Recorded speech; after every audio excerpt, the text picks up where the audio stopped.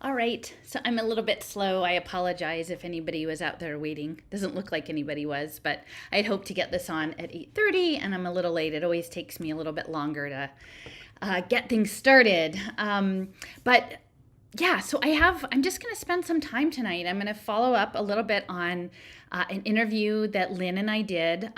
It was mostly done for her podcast, which goes out in a different format, but it's just a half an hour show. And so I was trying to distill down into half an hour this idea about like remote robotics and blockchain credentialing and digital identity and the future of work. And it relates a lot to some work that I've been doing, reading this John Holland book, Signals and Boundaries, about complexity theory and teaming and sort of modular organization. And, I think it's going to be sort of the planned future of this collective consciousness. So this has been on my mind. And then today I get in the mail, I get the Penn Arts and Sciences magazine, Omnia, and what do they have on the cover? It's The Physics of Us. Physicists are studying how living matter works and finding that it breaks rules and provides fascinating models. And so, oh, look, for all my friends who are about the trees, there's stuff about trees. So there's all sorts of stuff that's in here about physics of living matter. And I'm sure how they imagine that they're going to adjust it for this human plus or nature 2.0 world in the name of sustainability and poverty alleviation. So before I get started, I put together a playlist of 20 clips. Now, I don't think we're going to get through them all tonight, but I thought I would start to go through them. This sort of lays out how I understand what's coming with this future of remote work, and really to try to get people to think about sort of their positionality within the resistance space. Because a lot of things that are being posed as your freedom to choose and to step outside maybe government mandated institutions of, healthcare or schooling or training into those things that are your choice. My contention is that what's coming is that what they're trying to do is to sort of break us all up into like agents for their simulation and to organize us through these sort of signals and boundaries. And the signals are going to be the tokens and the tokenomics that are really far more than just crypto. As I've said in my little blog post, I feel like I really wish we were paying a lot more attention to the tokenized governance than just the financial side of things with the crypto. And because that's what the blockchain is. The blockchain is how we navigate a sensor-based environment, the nature 2.0 that's coming, and the built environment 2.0, the smart environments. So somebody just mentioned to me, like I just saw it online today. Let's see, this goes. This is one of my old maps, my Sega map, but it jumped out at me that this FDIC has set up what's called a emission-driven bank. I guess it was started last year, and it was initiated by Microsoft and Truist. Now, and I haven't heard of Truist actually, but I guess it used to be BB&T Bank, and evidently is the 10th largest bank in the country, in the US, and like the 7th largest insurer in the world. So I've never heard of Truist before, but clearly it's a major player with Microsoft. Microsoft is setting up their, planetary computer program. And Truist is actually in Charlotte, and that's my family's in Charlotte. And I always think of that as, sort of Bank of America territory, but evidently there's more banks. So Microsoft, Truist, and then also Warner Brothers Discovery, which evidently is a merger that just happened last year, that the Warner has had so many, like AOL, Time Warner, all of these, but it's digital media. And as we go through and we talk about the future of work and the future of learning, much of it involves interacting with online content and for these devices that we're talking to capture our emotion and our levels of engagement, maybe to have some wearable that's tracking our galvanic skin monitoring or our pupils dilating or our blood flow, and to sort of track us against the content that's being delivered to us as a playlist. And this is for this lifelong learning on blockchain. So it's not a big shocker, the Warner Brothers Discovery. that they're working, like that they're involved in this banking system. I guess what came out in the news today that Microsoft and Truist had chosen fund managers for this, one of which is Elizabeth Park Capital Management, and I looked them up, and shocker, they're in Metro Cleveland. And of course, if you sort of follow a lot of us who do this work, the Cleveland is sort of the center for Standard Oil, and the Rockefeller roots go straight back to Cleveland. The other manager was Calvert Funds, which is based in Bethesda, Maryland. And, if I have a couple of site visits that I did this August in the Bethesda area, which was the Howard Hughes Memorial Institute, which is biomedical research. And it's just a stone's throw from Walter Reed and the NIH. And again, not very far, just, a bit across the Beltway is the Washington Temple of the Church of Jesus Christ of Latter-day Saints. So there's a lot going on in Bethesda. And I added this to my map today because I actually already had Calvert Social Investment Fund. Now, there are many Calvert funds. I need to spend some time looking up Calvert's. I think that they're sort of an old Maryland name, sort of colonial era name, but their funds go back to 1976.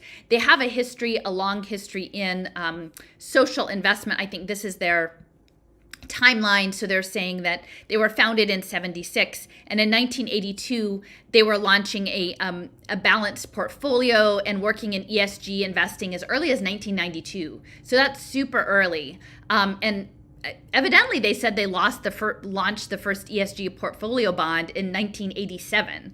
So I really had no clue that Calvert went back that far in the social impact space. But then according to their corporate timeline, it shows here being part of the UN Global Compact in 2001, and the UNEP in 2003, and then they're working in green bonds and in carbon trading. So I guess it's not a surprise that with Microsoft's planetary computer work that they would be going into this space and joining with Calvert being one of the two fund managers. But what I had actually had Calvert on initially was a social investment fund that dated to 1995. And there were two individuals that were associated with this fund. The primary one was Jeffrey Stamps. And Jeffrey Stamps was a consultant in essentially this idea of networked organizations. He and his wife, Jessica Lipnack, they were both on the advisory council for Calvert Social Investment in the mid-90s. And they had funded something called NetAge Consulting, which was really about early networking, right? This is the early ages of networked analysis. And Jeffrey Stamps had done postgraduate work in humanistic psychology at Saybrook University, which is in the San Francisco area, and then I think they also have a division in Pasadena. And he was involved in the development of later this idea of virtual team software. So this is very, very, very early on the idea of virtual teaming. But now, so many people out there who are doing remote work, we're doing it through Teams, right? And so we don't necessarily think about Teams in the same way that this is part of this complex systems management, but it is, I believe, because the plan is to develop global teaming, to craft custom teams for modular developments, like modular projects that they hope that they can sort of collect enough information on quality teams to sort of build out their singularity project, because in all of the virtual teaming, they're collecting all the data as well. And it's interesting. So his dissertation was called Holonomy, a Human Systems Theory, and he wrote that in 1980. So that's pretty early. And then a while ago, and this has been, let me just see, so this is Jeffrey Stamps. It's kind of got the yin-yang thing going on, but with some swirly parts, maybe a little infinity. And it became part of the Systems Inquiry Theory series. And the series editors were Bella Benathi and George Clear, both of whom are prominent in the systems engineering space. And I believe that the foreword to this book was written by, Kenneth Boulding. Now, Kenneth Boulding sort of wrote this early book about spaceship Earth, that Earth is like a spaceship. And of course, that's part of the cybernetic systems planning. Boulding was a Quaker. He was an economic theorist. He promoted this idea of homeostasis, which is something I've talked often about with Irvin Laszlo. He was influenced by Henry George, the Georgism principles, and he actually had sort of developed this idea of economics as a moral science, which was in keeping with sort of, again, this Quakernomics, like the good kind of capitalist. And so he was very early in that phase. And his wife, Elise, they eventually ended up in Boulder, but her focus was always about, she was a peace activist. And so again, she was a sociologist working in the peace movement space, but peace as definitely a planned movement tied in with the United Nations and the American Friends Service Committee and UNESCO. So you've got sort of the homeostasis, you have the peace, you have the moral economy. Let me see down here. Yeah, he wrote The Economics of the Coming Spaceship Earth in 1966. So Kenneth Boulding wrote the introduction to Jeffrey Stamp's book about Holon architecture. And again, early on, Steffers and Sebs and some of us were talking about sort of, again, this Holon-based system. And I know Sebs has done a number of pieces around Arthur Koestler and holonomy and this ghost in the machine and sort of simulated behavior systems.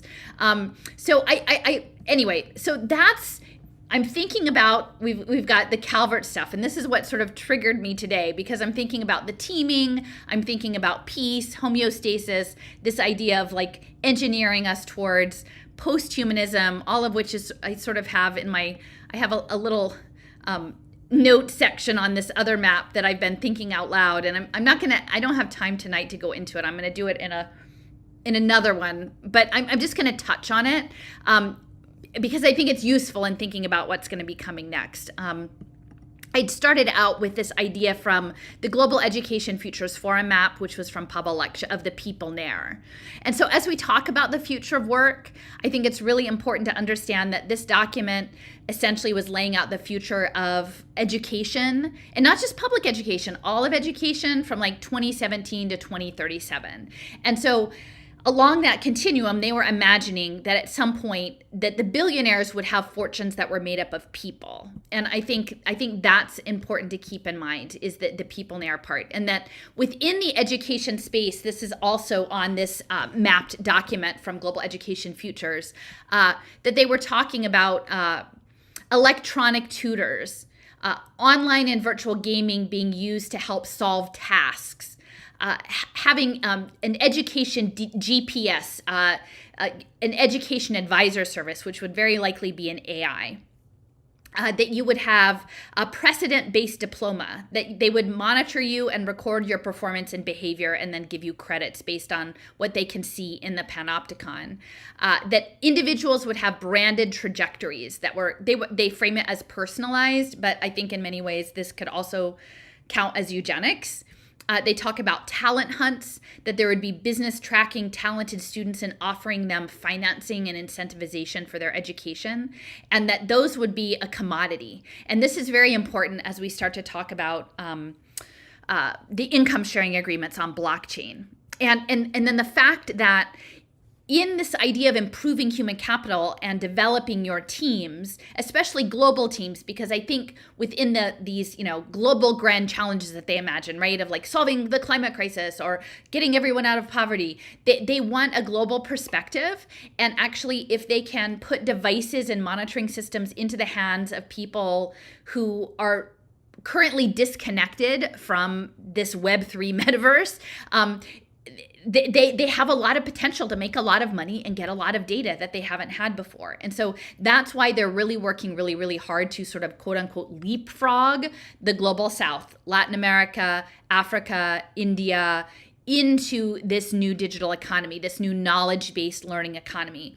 So where you see in this diagram, it says gerbil on a treadmill, helping socially marginalized people to self-actualize by involving them in alternative reality games. Right. And so the future is going to be a gaming environment, and they really are targeting marginalized people, right? They say it themselves, socially marginalized people. So, in the global north, that'll look like people who are poor, right? Who need public assistance. Those will look like people with chronic illness. Those will look like people with mental health issues, people who were formerly incarcerated, foster youth, people who have been trafficked, immigrants, refugees. Those are all the people who are even in the global north who would be attractive for these human capital investment programs. And again, they're going to manage you within their alternative reality, extended reality game, right? They will invite you in to the outside in robot to help you be your best self, right? To help you self-actualize. So I think this is a really important background for all of this. And this is where I came in, again, in my education space, initially not knowing any of these other things, and then being like, I just can't even imagine what you're talking about. And now, 5 years later, seeing how much ground and how normalized we've made this. And I think many of these aspects, right? Like a gamified education, personalized learning, having people invest in you. Like there's a lot of people who maybe might identify as like wanting to get out of the mainstream who might think that those are great plans, but they're not realizing that fundamentally all of this infrastructure has been built by the global finance defense machine. This is not a kind and gentler future. This is just a different version, a different flavor, and it's built by the same people. Because again, as we've got Cleveland, in the other capital program. So I talk a little bit about like the fact that the gaming that's coming is based in the Cold War. This goes back to Stan Ulam and George Cowan. That says George Dyson. I thought it was Cowan, who at the Santa Fe Institute. But this idea, Los Alamos, the poker games going on in the Cold War, and this idea of the Monte Carlo method of going through a lot of different decision tree alternatives to look and find the best choice. And that's what's going to be done over and over and over and over again with these simulations that are coming, is the gamification of everything. Many of the game theoretics are still being used today in the design of these token economies. So that's important to know. You'll see a lot of, when they're talking about setting up governance systems for these decentralized autonomous organizations and these tokens issuances, there are a lot of talks about the prisoner's dilemma. So again, the Cold War incubating this new gamified space. And then also the legacy of the Cold War and the nuclear testing and the fallout, and also the trauma-based mind control of that, we're moving us towards synthetic biology, right? The radioactive isotopes and the testing around radiation exposure that came out of the Cold War is segueing now into some of these Human Plus programs. And then we've talked about the idea of the homeostat. I've shown this image quite often. This is Ervin Laszlo, the systems theorist, and he's talking, this is from a lecture to the Baha'i in the 80s, that he wanted to set up a world homeostat system. And that really is what Web3 is. It is going to be sensors and actuators that affect behavior and life on the planet. So that's Laszlo again, and he's calling this is our path, again, that's cybernetics, the pathway, the governance system. Follow the path to peace in a global society. And peace in a global society is run on deontic logic of these smart contracts. And, again, 30 years down the road, we have a lot more sophistication. It's built on work that was done around Howard Odum. This is what Jason and Leo and I did, that 3-part series about atomic ecology, about, again, the biophysics and Oak Ridge National Labs and the origins of the environmental movement in the Atomic Energy Commission, which nobody understands, and the fact that really throughout the Cold War era, people were trained to understand the environment as an electronic system, as a metabolic system. And in fact, like this book itself, Holland's book, talks a lot about like the rainforest and niches being almost like circuits and their models. So Howard Odum was the guy who developed this idea of emergy, or energy transfer, both in the metabolic systems of environmental niches, and also his specialty was around water.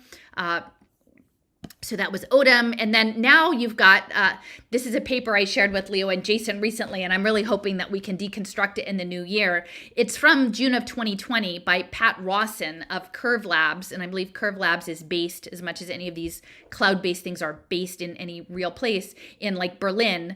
And it was affiliated with that game that Leo and I talked about on the Silicon Icarus podcast, the 51 Degrees, I guess, about like having parks and children like using phones and going in and do ritual gaming with sigils and oracles like in the parks as part of their connection to nature. So Curve Labs is up to a lot of different things. Some of them are quite esoteric. And but Pat Rawson, this is quite an intense paper. It's part 2 of a 3-part series, and they're essentially talking about like thermoeconomics and money based on biological function and embedding money in the environment in the name of sustainability and degrowth. And so again, like there's a lot of issues with these central banks, like just printing out all kinds of money. But then there's also other issues where you start to have a Web3 smart contract layer with interactive cartography and real-time monitoring from satellite, from space, where your money is embedded in your relationship to the local environment. And that's what's coming. But that really is drawing on these earlier models of Howard Odom's work on energy and the total cost of production, including the cost to develop natural resources and dispose of them later. So so these ecological state protocols, it's all the biophysics, modeling everything as energy. And this early, here I have a little bit more from Odom about the energy. Let's see, what do they call it? The energy of a log is the available energy that was used up in past transformations, which were required to create the available energy in the log. So this is all about ongoing accounting, which is what the blockchain will do, is energy accounting, which is also along the lines of technocracy. But I think the people who like claim to just one single label and say it's technocracy kind of miss the mark. But in that, the energetic accounting is sort of a technocratic approach, and that's something that's very well suited to the blockchain itself. And it's talking about energy or helping with system self-organization, which is really what the token economies are. It's about signaling and organization. And crazy as it is, a lot of this work is actually built, it's over 100 years old. This guy, Frederick Soddy, and I need to spend a little bit more time with his work. He has quite a number of publications on archive.org that have been uploaded. They're old, they're from the 20s and 30s. And he was actually, his background was in science, actually, radiation, chemistry and radiation. This book, The Chemistry of Radio Elements, Part 2, The Radio Elements and the Periodic Law, this was published in 1914. But then in his later life, he decided to apply sort of the physics and the chemistry aspects to economic thought. And he developed a number of papers, including here, this one from 34 is called The Role of Money. And this was an essay from 1921 on Cartesian economics. And I might just take a minute, since I've already dived into this, and read this bit out. It says, so this is Frederick Soddy, the scientist/economist. The laws of energy under which men live furnish an intellectual foundation for sociology and economics, and make crystal clear some of the chief causes of failure, not only of our own, but I think also of every preceding great civilization. They do not give the whole truth, but insofar as they are correct to physics and chemistry, they cannot be possibly false. I think with but a little amplification and modification, they might furnish a common scientific starting point from which all men concerned with the public, rather than their own private interests, might start to rebuild the world more in conformity with the great intellectual achievements which have distinguished the present age. The first step towards such a scientific utopia would be the due delimitation of the rights of the community's creditors, the curbing of the demon of debt, which masquerades among the ignorant as wealth. So he's very much against sort of the interest, which definitely huge problems with the interest. But what he's talking about is this scientific utopia, which is what's coming within the tokenomic sphere that we see with this. the Curve Labs approach to cryptospheric ecotechnics, right? It's applying the science and integrating nature into the science and bringing them together into the monetary system, which is what we're going to be seeing with the ESG investing. Now, I'm just going to run this quick. This is a little clip that I hadn't meant to play, but I think it's relevant in terms of the energy and systems engineering framework. And this is the tail end of a talk that was done by Shruti Appia, and I think Leo had introduced me to her early on. She has quite a resume. She's involved in many, many things, including, I think, most recently Input Output Hong Kong, which is the Cardano-related company. But she spent a good bit of time at the Santa Fe Institute on systems engineering and modeling of artificially intelligent economies. And so this is about a half an hour talk. This is just the last few minutes. She's talking about agents and reinforcement learning and the future of money as computing power. So let me just pull this up.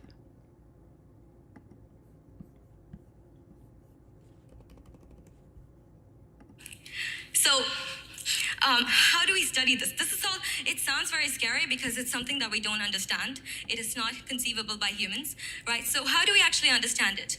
So this is conventional reinforcement learning, where you just have an agent which is affected by the environment, and the environment basically sends feedback loops back to the agent, and the agent performs actions that change the environment, right? And this is just a normal Q learning function where Q represents the reward that an agent would get when they make a particular action, right? You can study this using not just agent-based simulations, but these special agent-based simulations, which are called multi-agent reinforcement learning simulations, because you would want these agents to be considered as little humans on a computer, right? So how do you create little humans on a computer? You need some sort of learning there. So that's why we use multi-agent reinforcement learning. And with this, it's a step away from just traditional agent-based simulations. By the way, traditional agent-based simulations is how I first started back in 2016. And I moved on to doing multi-agent reinforcement learning because you can have heterogeneous objectives, and also increasing complexity in any model in a traditional agent-based model will actually lead to overfitting. As you might be aware, overfitting is such a great concern in any kind of machine learning problem, and that also happens with agent-based simulations. So you can actually use multi-agent reinforcement learning, because that way you don't actually have to hard code the agent's action into the program. The agents just choose whatever they want to do, and they will evolve over time, get more intelligent over time by learning from their environment. So this is basically an iterated President's Dilemma game. It is a normal agent-based simulation. You can see that the incentive for any player to defect when they have defected previously is 1.71 times total cooperators. So red represents defect while the previous move was also defect. So eventually everyone ends up defecting. But if you actually decrease it a little bit, you can learn that there is a stable-ish state, like a global kind of stability that arises when you have a smaller number associated with the incentive to defect. But if you have something that's close to 1, you can see that everybody tends to cooperate. So cooperate is represented by blue, so you can see that everybody tends to cooperate when its incentive to defect is almost neutral. Right, so now this actually changes the meaning of money, because if you have many AI agents that are interacting on a system, making game warps on each other, now this actually makes it such that the agent that is able to make or compute or solve for the most optimal strategy is the agent that is able to get the highest utility out of the system, right? So that who is able to complete the most optimal strategy? The one with the most computational power. So computational power will be akin to money in such kinds of systems, and it's rather inevitable that they actually come up with human inconceivable strategies, because the example that I showed you is just one way games can be warped. There can be n numbers ways in which games can be warped, not just between two players, but between n players in a multi-scale system, right? So you can imagine what kind of strategies and what kind of coalitions and cooperation methods will be formed in such systems. All right. So that's interesting. I know she talks really fast, but let me see if I can go over here and so I just want to deconstruct this for a minute. So this was part of a longer talk, but what she was talking about is using computation to game out different outcomes based on certain variables. And individuals are agents.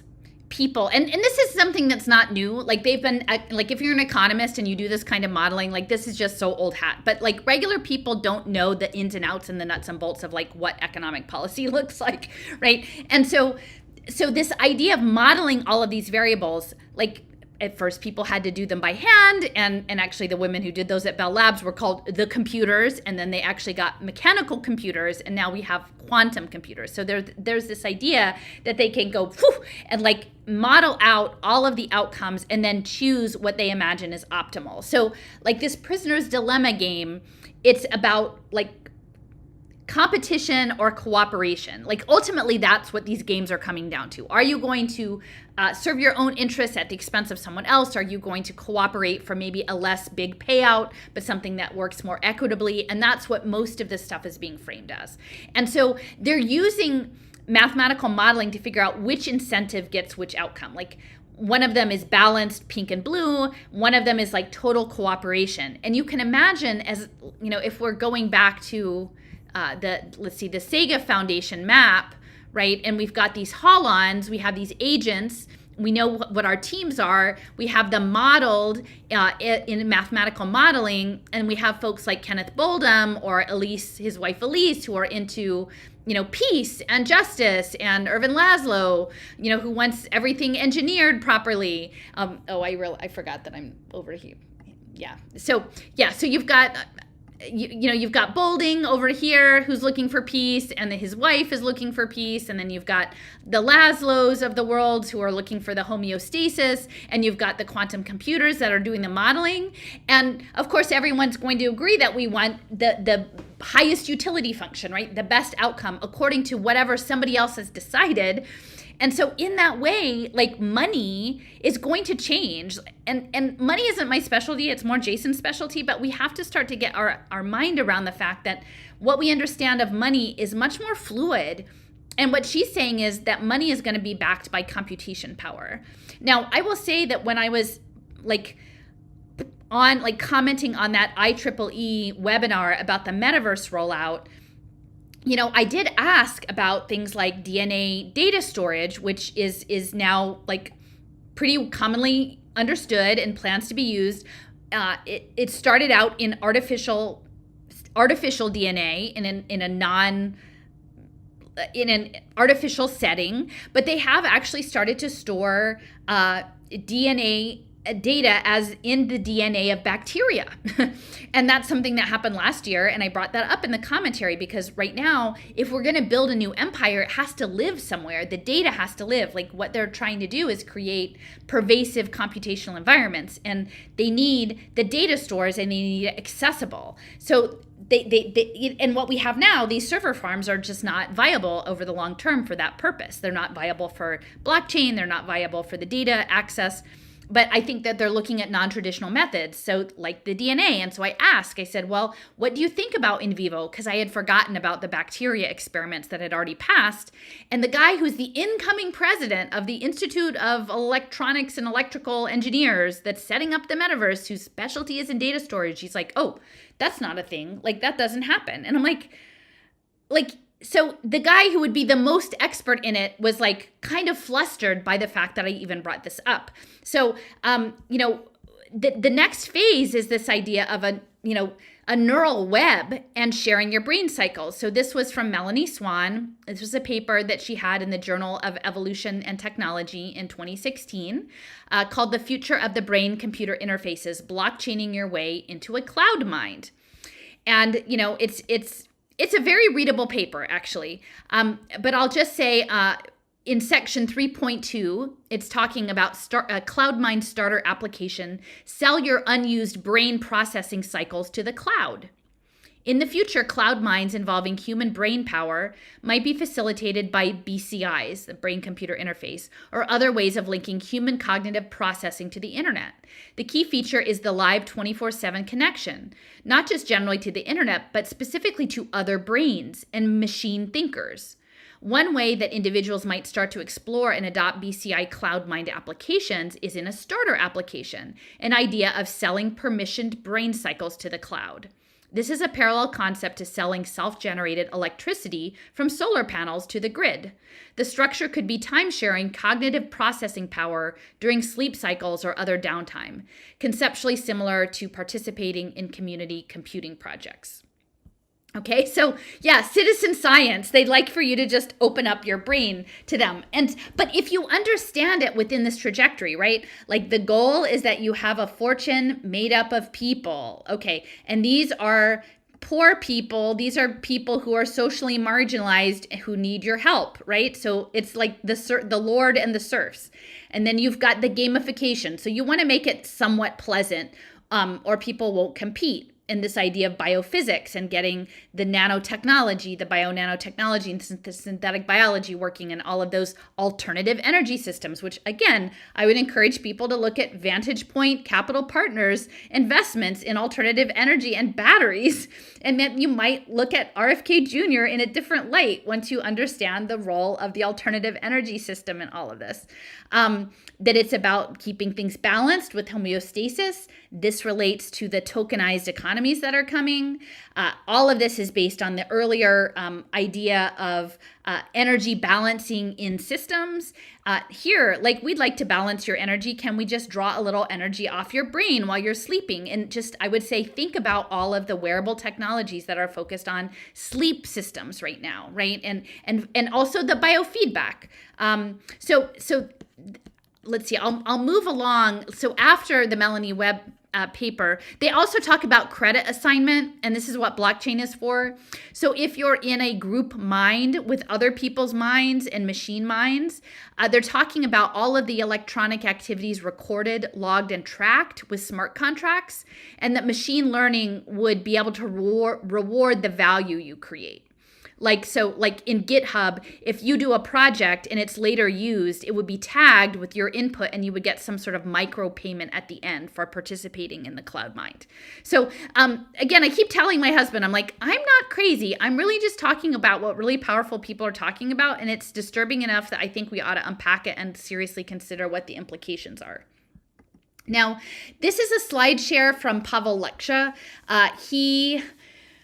I came across this slide share. He actually is the founder of the Global Education Futures Forum. He's Russian. His background is in mining and industry. He is connected to the Skolkovo School of Business, which is like the Silicon Valley over there. And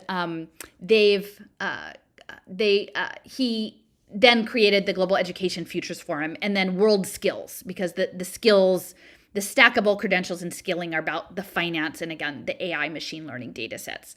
So in 2014, and I often use this image, and I've seen this slideshow so many times, but it really wasn't until this past month of diving into token economics and tokenized governance that I really started to understand the collective mind aspect, not just like toss off, like say hive mind and whatever, but like the real particulars of how this was going to work. Now, this was from 2014. And like, imagine I was coming across talks of his in like 2016 before I really even understood what blockchain was. I didn't know what transhumanism was. And so, you know, this presentation, and I haven't found the video for it, but it's called the NeuroWeb Roadmap, Enacting Our Transhumanist Future. And Transhumanist Visions from a March 2014 conference. So this is the first image, and it has sort of this psychedelic spinny mandala of eyeballs spinning around, like with the cover image. And then one of the slides goes on to say, again, it has this really strange sort of hallucinogenic kind of ant creature with multiple eyes and antennas sticking out and a crazy sci-fi landscape. And it says that in the future, we will have shared and synthesized experiences with ultra-fast learning, sensoriums, transfer of body, mind states, and neurodreaming. And I would just emphasize that, like, isn't this pretty much what MK Ultra was about? Like, you know, like this is what they were getting at, or Esalen, or all of these like alternative consciousness movements was to move into this direction. But again, how much of this is going to be non-consensual, right? Like neurodreaming, tapping into your brain waves. What if you're poor and the local homeless shelter run by, you know, the Baptist church, you know, has your, you know, headband hookups like with every cot. And so like the condition of you being able to stay the night is that you sell your brain cycles to the internet. You know, that's pretty crazy. This is another slide. It shows this sort of, you know, steep curve, like steep graph up towards the singularity. It says it's not AI or Kurzweil. It's not augmented, Vinci. It's augmented humanity, trans-social collective mind. More along the lines of Turchin, Jocelyn, and Heiligen. And I know we've looked into Heiligen quite a bit, and Sebs has too, about he's definitely involved in sort of the systems engineering. So again, not AI and not augmented, but a collective augmentation of a collective mind. And again, this is collectivism, not socialist. Even though he's Russian, he's working with MIT and the Gates Foundation. They're looking at a psychozoic era of collected minds and bodies that gather in a forest, a mind forest.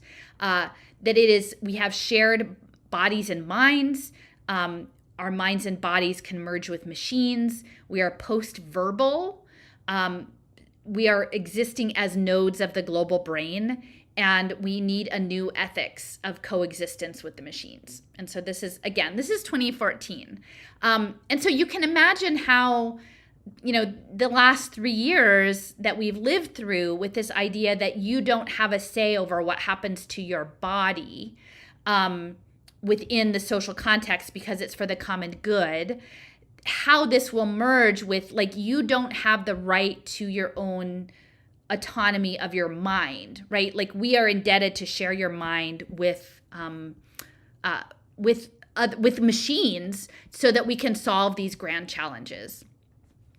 The roadmaps, they talk about the hardware, so the transfer of the neural data with the quantum computers that they need to work on the brain mapping and the brain emulation, and this idea of mental data transfers. That's your blockchain mind files.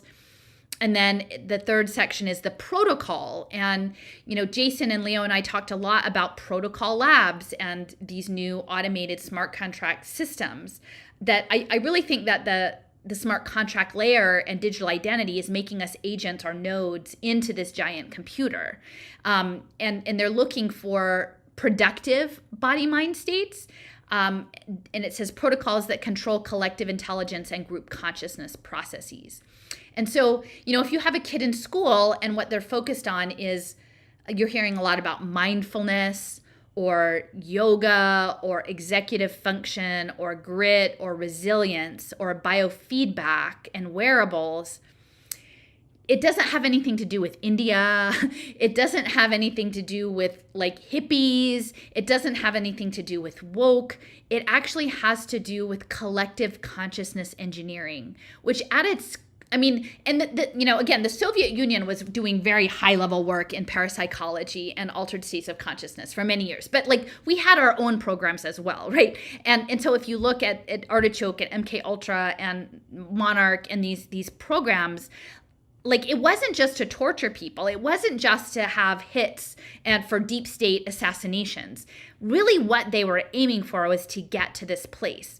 To get to this place, not just individual people accessing different experiences in different energetic zones, but to do it collectively and to try to harness that energy as a computation device. And so to me, it sort of feels like, you know, really that there's some mechanical intelligence that's trying to break through to use us as its computing infrastructure. And this is the last one from the Pavloksha. It says, before we get to the neuroweb, so the phase before we get to this full-on vision, there is the biometry web, where the internet connects us through wearables, eye tracking, body motion. And so I would say that the learning economy that is coming through devices, through cyber physical environments, through cybernetic steering is all about biometry or biometry, is the measurement. They call it the quantified self. And so this slide talks about biometry reading for control, learning, wearables, non-invasive neurofaces, eye trackers, okay? And then they have a biometry meta language. And so this is another thing that Holland talks a lot about is the grammar of the machine and coming up with the language of the human machine language. So looking for pattern recognition in multidimensional space of body and mind states, right? So this is the space-time continuum. Supported by big live data is what they're saying. And then biometry control is the biofeedback training to master these body-mind states and switching between. They want you to be able to switch between states. And again, so when you're talking to people, I mean, I'm sure that there are many people who have used biofeedback in the pre-era that it wasn't connected to the cloud for alternative healing modalities, right? And that's great. I think it's a whole different ballgame once it's in the cloud, connected to blockchain, connected to more ubiquitous sensing networks, and then used to steer people into these states, and then having the expectation that you can just flip a switch. I mean, that is an alter, that is a mental break. And actually, in one of these talks later that I'll go into, Zargam talks about, he doesn't mean it in this way, but the languaging is very similar, that in your digital identity, you should be able to fragment that identity so that you don't share your entire identity in every instance, right? So in the fragmentation, it's actually ironic. The DAO people, the tokenomics people, they're always fighting what they call a Sybil attack. And a Sybil is actually named after Sybil, the book. I guess it was a nonfiction book about a woman with multiple personality disorder. This idea that one person could establish like 100 personalities out there, but they all track back to one individual. And so they're trying to control all of that. But really what they're asking us to do in the digital space is to start to dissociate, like have controlled dissociative disorder.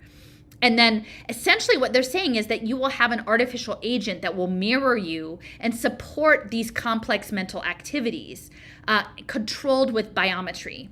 And I don't have it right here, but there is something Alexander Singer, who was with Star Trek, actually did a short film, like a 20-minute film, and I can put it in the comments later, where he was modeling what this would look like. You would have this wearable and it would govern the information coming in through all of these different sensing environments and to guide you into making the right decision through this massive wave of information that was coming in. So this AI, like your Alexa, right?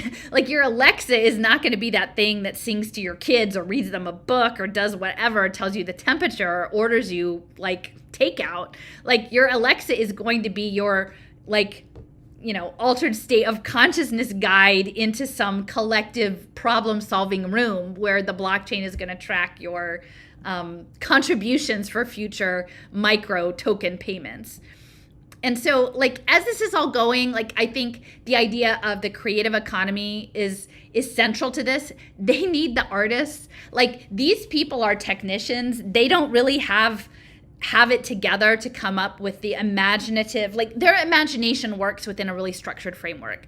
And so this idea of engineered complexity within a multi-agent system, they're like playing with us like we're their swarm robotics, right? And these little lines connecting us are the lines in our social networks, and they're steering us around like these robots. But they want to use us. Their creativity is in trying to use us as a prosthetic to get to the creativity.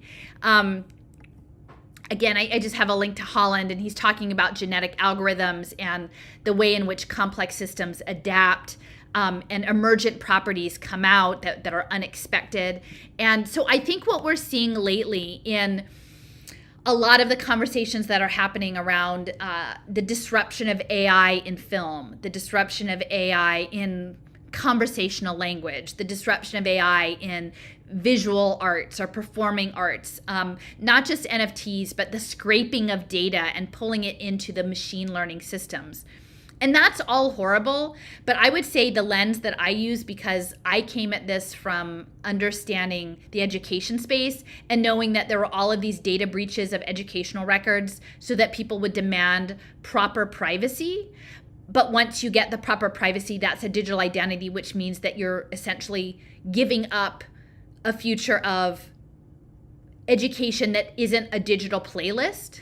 Like once you cede to like, okay, yeah, I need privacy, and for this privacy I need a digital identity, that what is coming, it's not the answer. Like they're going to give you an answer, they have it in their back pocket, and it's not what you want. And for the artist, it's going to be like, oh yeah, well, you can have your artistic digital identity, and we can, when the AI scrapes your data and uses it, you'll get a token, you'll get some fraction of a token. But they need the artist to train the AI, because clearly the AI, it doesn't have any creativity in and of itself. And within these systems, I talked about this a little bit before on this tokenization of society. They're looking at exploring the adjacent possible. This is a paper by some Japanese scholars, Exploration and Exploitation of the Adjacent Possible for Open-Endedness. They want to bring together people and machines and plants and animals and whatever into these strange, unlikely places in altered consciousness to, I mean, they say solve some problem. I'd really be curious what problems they're planning on solving beyond like climate, really. Like some of these things are empathy, having empathy for each other, which, I mean, we should, but not like this. But it's pulling together these adjacent possibilities. And all of the dance of this is social physics. And Alexander Sandy Pentland at MIT in the Human Dynamics Lab is a key player in all of this. And this is from one of my other maps. He's colleagues with John Clippinger, and together they developed an early digital identity system called the Open Mustard Seed Platform. This was in 2013, and it was a personal data store with trust frameworks and digital common law, and it was being used with pilots in the Boston After School program and some different other applications. Like they do these early small programs, but as you develop your digital identity, and again, Open Mustard Seed, for people who are Christian, like that's a pretty charged name to be giving your digital identity, is the mustard seed, that they're looking at your identity, but your identity in relationship to other people. And that's these sociometrics. How do you communicate? How do you team? What do you produce? What are the products? So we've got the creative economy. And then I'll just show you, this actually came from Seb's. It's a GIF of a directed acyclic graph. Let me see if I can, oh no, that's not it. Just one sec. No, that's not it either. I thought, oh, maybe this is, oh, there we go. Let me see if I can zoom in a little closer. But can you see it moving on the screen? It's wriggling. And so that's like us, like we're the nodes, and there's nodes and edges are the lines, and how we relate to one another or material or digital media. And this is called a DAG, or a directed acyclic graph. And so like imagine, it almost looks alive, like, maybe these fungal networks that are spreading out. And imagine, people who've been on social media for, 10 years or something, what your graph, what your social graph looks like. So, and then ultimately the plan is the omega point, right? The Teilhard de Chardin. This is an image that has complexity on the vertical axis, consciousness on the horizontal axis, and it moves from creation through the physical universe, the biosphere, the noosphere, which is kind of this thought layer, that's emergent thought layer, the pneumatosphere, and eventually the omega point, and what they call Christogenesis, which is this ultimate merger. And I think that there is something also with like this unification, like the Tao or the Dao, I don't know how you say it, but like the decentralized autonomous organization, the DAO, and the Tao, TAO, and harmony, and this grand unification. But whatever is happening, and like I think this is what a lot of the sort of the ascension point kind of people talk about, the stuff that's going down, and I'll be able to indicate this more clearly when we go through the Arizona state stuff, but it's being driven by a military power. Like, this isn't a religious power. This is it's a military project. And the game that we've been invited into in these sort of tentacular thinking, it's esoteric, and it's kind of disturbing. I'll just show you really quickly. One of the things I'm going to talk about is this thing called the metagame. And the metagame is related to something called Game B. Game B was developed concept by Jim Rutt. Let me see if I can pull. No, I don't have that one up yet. Essentially, Game B, it's like sort of the counter to neoliberalism, but it is like tokenized collectivism. And actually, quite a number of people connected with the intellectual dark web, including the Weinstein brothers, are involved in it. And it's a lot of the people who are connected are also involved in neurohacking and nootropics and altered mental states, and that's not a real shocker when you see where this is all going. So this metagame, one of the players, that how I found out about it, his name is Michael Zargam. He's with Block Science. I initially read about him in Leo's work on IXO Foundation and Cello over on Silicon Icarus, and then I've spent some time looking into him. This isn't him actually, but he came out of Penn Engineering. He worked in systems and simulation analysis. A lot of his PhD funding came from the military, and he also had affiliations with Wharton. And again, Kevin Weirback is over there at Wharton, the head of blockchain and gamification. So it feels like this metagame that's coming is an invitation to help build out the Web3 layer in community as a game with mutual support and sort of this feeling of belongingness.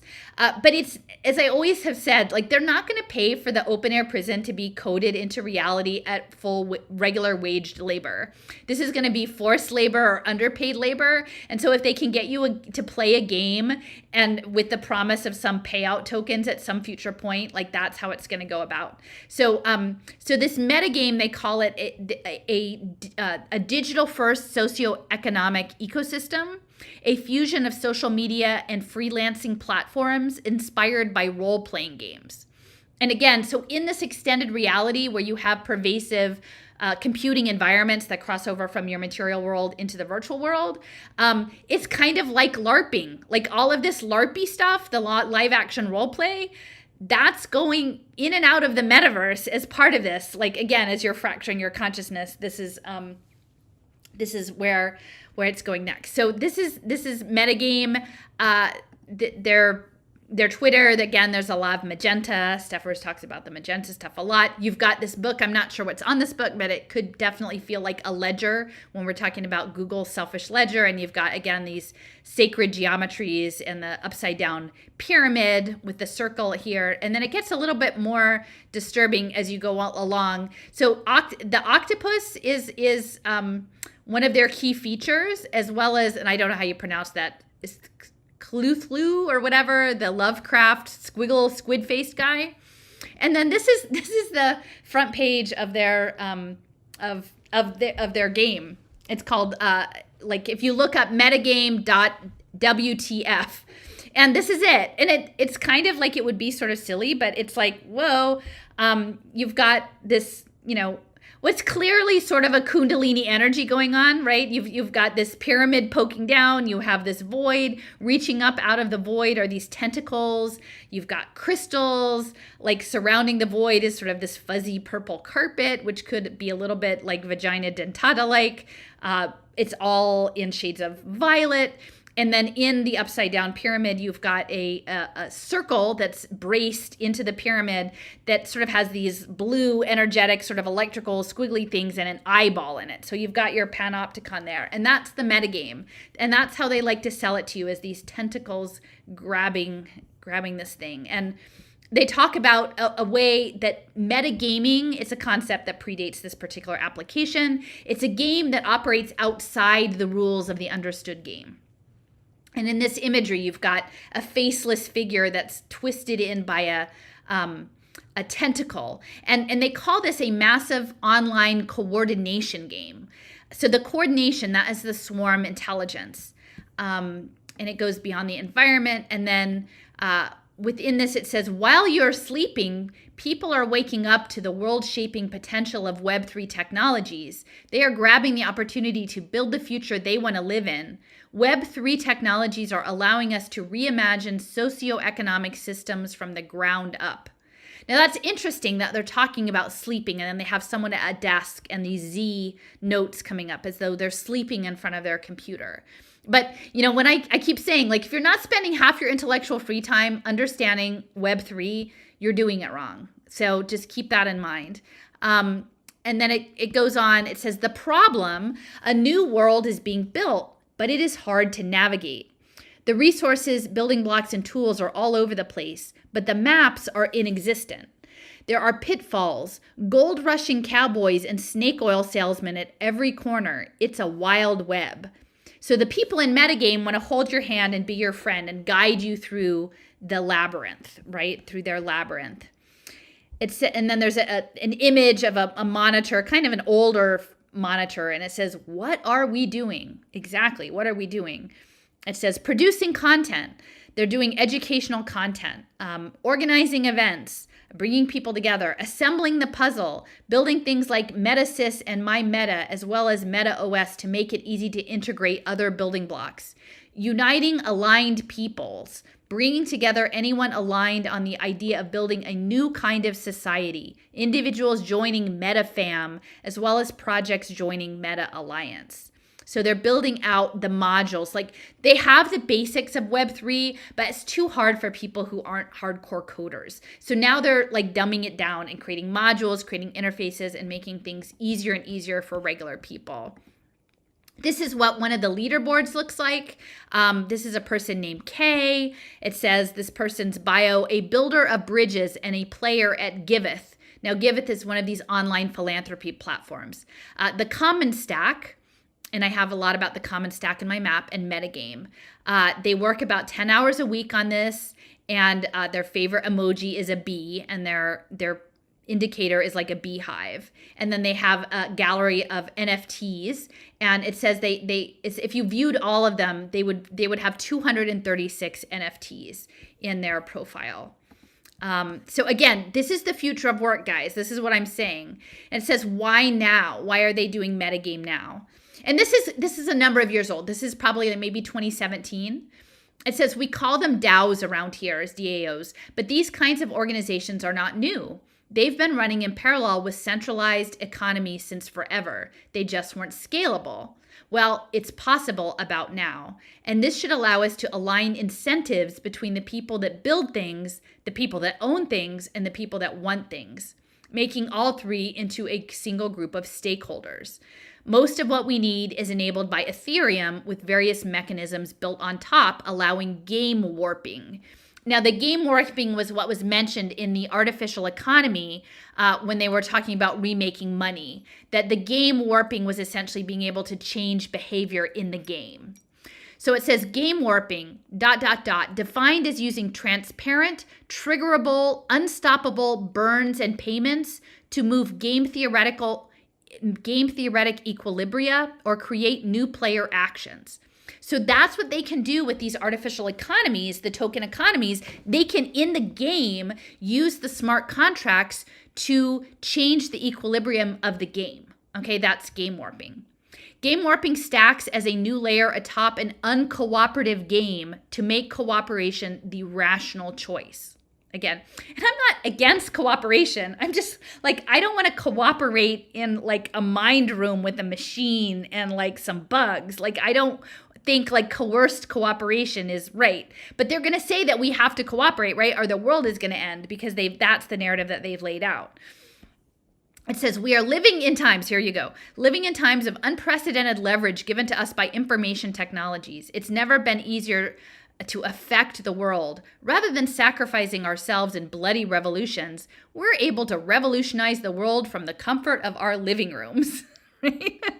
And so, like, yeah, again, these are like sofa-based, and, it would be one thing if these people were building this all out for themselves and there was room for the rest of us to say, no, thank you. I'm just walking away from your pink tentacles and, polyhedra.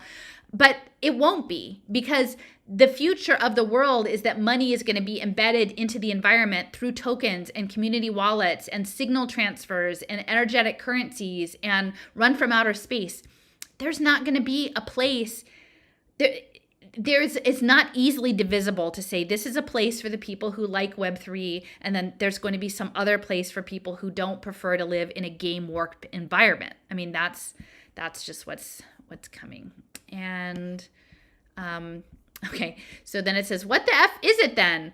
It is an idea that we can build a new world, a layer on top of the old one.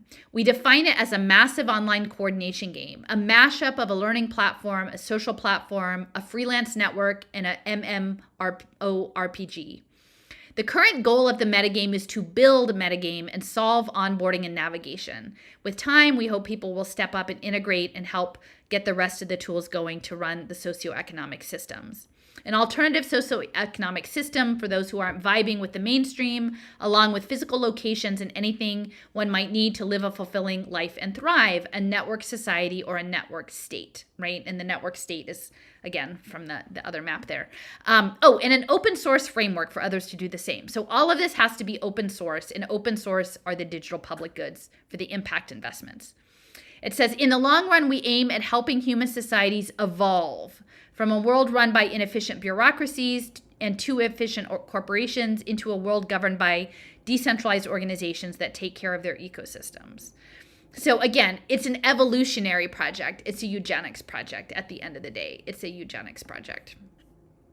And yeah, it just here's one. It talks about check out Game B and meta-modernism. And I don't have time to get into all the Game B stuff later, but I'll do that on another podcast. But it's definitely worth looking into Jim Rutt and the Weinstein brothers and some of this integral theory. And then it's just interesting how it's branded, because again, I keep sort of emphasizing that this is the new empire, like this is the new manifest destiny. And so like they close out saying with a Margaret Mead quote, never doubt a small group of thoughtful, committed citizens can change the world. Indeed, it's the only thing that ever has. Only it's literally overlaid on top of Mount Rushmore, which is like the most colonized like institution. Like it just essentially the sacred Black Hills of the Lakota people carved with these founding fathers and politicians, Lincoln, They've taken the natural environment and remade it to exhibit man's domination over nature. And so it just kind of says it all in terms of the economy that they're planning and where it's all going. And then later on, it's like, we want you, and they have this Uncle Sam. So it's, I would just ask, like, I can see, early on I had these run-ins, right, with John Bush and Derek Bros and their freedom cells, and not like, I'm like, you don't need blockchain. You don't need blockchain to run your small local community. You don't need this technology. Like, you don't need to be inviting game developers with high-level security clearances with military intelligence backgrounds to your, reinvention conferences, right? Why is that, right? You don't really, that's not about like off the grid life. You don't need blockchain, you don't need gamification, but you do if the idea is that you're going to live in an eco village in Costa Rica as an expat and then do your remote work through GitHub or, get your UBI and sell your brainwave cycles, right? And so like, I'm just wondering if you think about all of this like anarcho-capitalist, libertarian, like even the ascension stuff, you can see how many of the different brands and flavors of the resistance have been guided directly into this, which is why I wanted to talk about the future of work, because this meta game is kind of the work that's many people are going to be doing. They're going to be building out Web3. It's just like there were many people building the railroads, settling the frontier. The new frontier actually has to be built out. And yeah, that's going to be a lot of the work that's coming. And, anyway, I think it's important to consider. So that's mostly metagame. So I'm going to pause here for a minute and I'm going to go to, let me see. I'm going to go to this format. This is a blog post that I wrote in February of 2019. And it's important because it links together a lot of what's coming. You know, what I forgot to say about the Calvert and that bank, the Mission Investment Bank, I think that the socially marginalized people who will be tapped to do this kind of work, the metagame work, they're going to be in opportunity zones. And the opportunity zones were, again, every state was supposed to designate 20% of their low-income census tracts, places that had been redlined intentionally to depress the communities so that developers could pick up prices for cheap, put in their upgrades without needing any input from the communities, launder their money, and not only get money on their real estate development, but also these tax credits were for businesses that were like social entrepreneurship businesses. And so these would be for things like charter schools and coding boot camps and probably wellness centers and things that were ostensibly to help patch back up the communities that were downtrodden by the last economic system. Only in doing so, that means everyone is pulled into the panopticon. And so the programs that are connected to the opportunity zones is also going to be collective impact. This is going to be running through the United Way offices and also Strive Together, which was a spin out of Knowledge Works. Sometimes it's directly from Strive Together. Sometimes they just call it collective impact, but the United Way is generally the hub. And what's required is data sharing.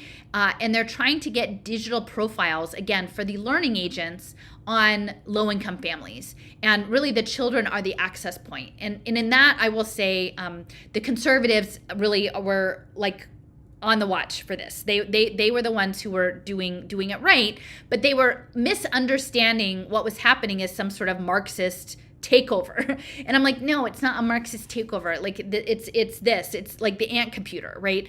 And so as long as you're sitting around yelling at it and pretending that it's a Marxist takeover, you're never actually going to be able to join and try to educate the progressives about what's really happening, which is like they're pulling your children into the ant computer for swarm robotics, right? Like, and we need to actually, the middle class and the professional class, look after the poor because they're the ones who are going to be targeted first. Like, and so we can't wait till it creeps back up and they're coming after your kids who would be going to like, you know, mid-level liberal arts colleges. No, you actually have to stand up for everybody, and you have to try to figure out how to nicely articulate what's happening to people and deconstruct that this social safety net that's being proffered is actually this web, that the DAG, the directed acyclic graph. It's going to wrap people up in these fungal networks of computing and suck their life energy into the darn, you know, blockchain brain cycle. Okay, so I'm gonna read this blog post. It's called "Boiling Frogs and Building Brands: Procter & Gamble's Partnership with Strive." And this was, I wrote this on February 21st, 2019. This is a follow-up to my previous post about Strive Together's plans for quote-unquote cradle-to-career collective impact. Pursuing this work is a curious experience. Most times I can't tell what, if any, progress I'm making, and yet I continue to forge ahead and regularly stumble across guideposts that seem to affirm I'm doing the work I'm supposed to do. See, I say this all the time, right? I was saying it back in 2019. So I sit back down at the kitchen table and keep going, as my friend Chris says, a Jeremiah warning of the coming of the Babylonians. A recent sign for me had to do with Strive and Knowledge Works being based in Cincinnati. It's not a city most people think much about, but it holds a prominent place in my childhood memories. You see, my dad was a career executive at Procter & Gamble, which is headquartered there. His job, selling Folgers coffee, was our family's ticket to a comfortable suburban life, far different from his own unstable childhood as the son of an often underemployed mason and cashier.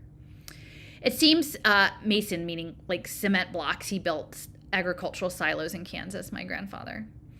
It seems somehow fitting that I step up now to call out this company on its efforts to set up an infrastructure of cybernetic biocapitalism.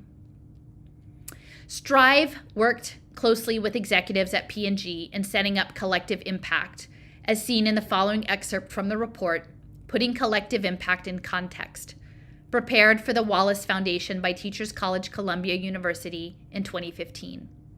The Cradle to Career pipeline is being constructed with specific metrics that will underpin speculative investment markets in human capital.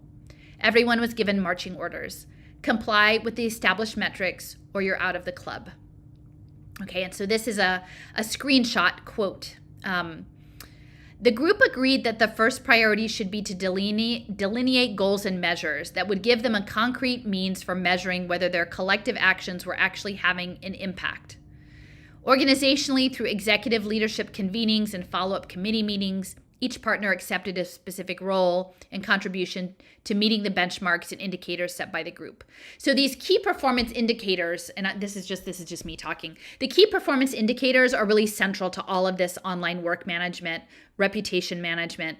The goals and measures are this cybernetic approach of governance, right? You have to have something that you're steering towards. Okay, so based on the data, the partnership leaders would then tailor future efforts, identifying services or programs that were proving essential and dropping those that were proving less productive. An administrative staff originally comprised of employees on loan from KnowledgeWorks Foundation, Procter & Gamble, and other partners coordinated the work and led the partners through a planning process to contribute to the joint goals. Now, I would say, this is just, again, me talking, I was not aware at the time. I always just knew Procter & Gamble as like Folgers coffee and Pampers and Jif peanut butter and Dawn and Cascade. Like I knew the products. I didn't and I knew the history with that they were like a candle company or whatever. They processed the pig fat that was left over when they brought all the pigs to be slaughtered along the Ohio River. That they would save the fat and make candles and soap, and that then I think they sold them to the Union Army during the Civil War. But what I didn't realize is that defense aspect stayed with them, and they were actually involved in a lot of defense contracting during the Cold War era, and including some nuclear stuff in Texas, which I had no idea about. I had no understanding about that at all. So that was really news to me and something that I only found out much later.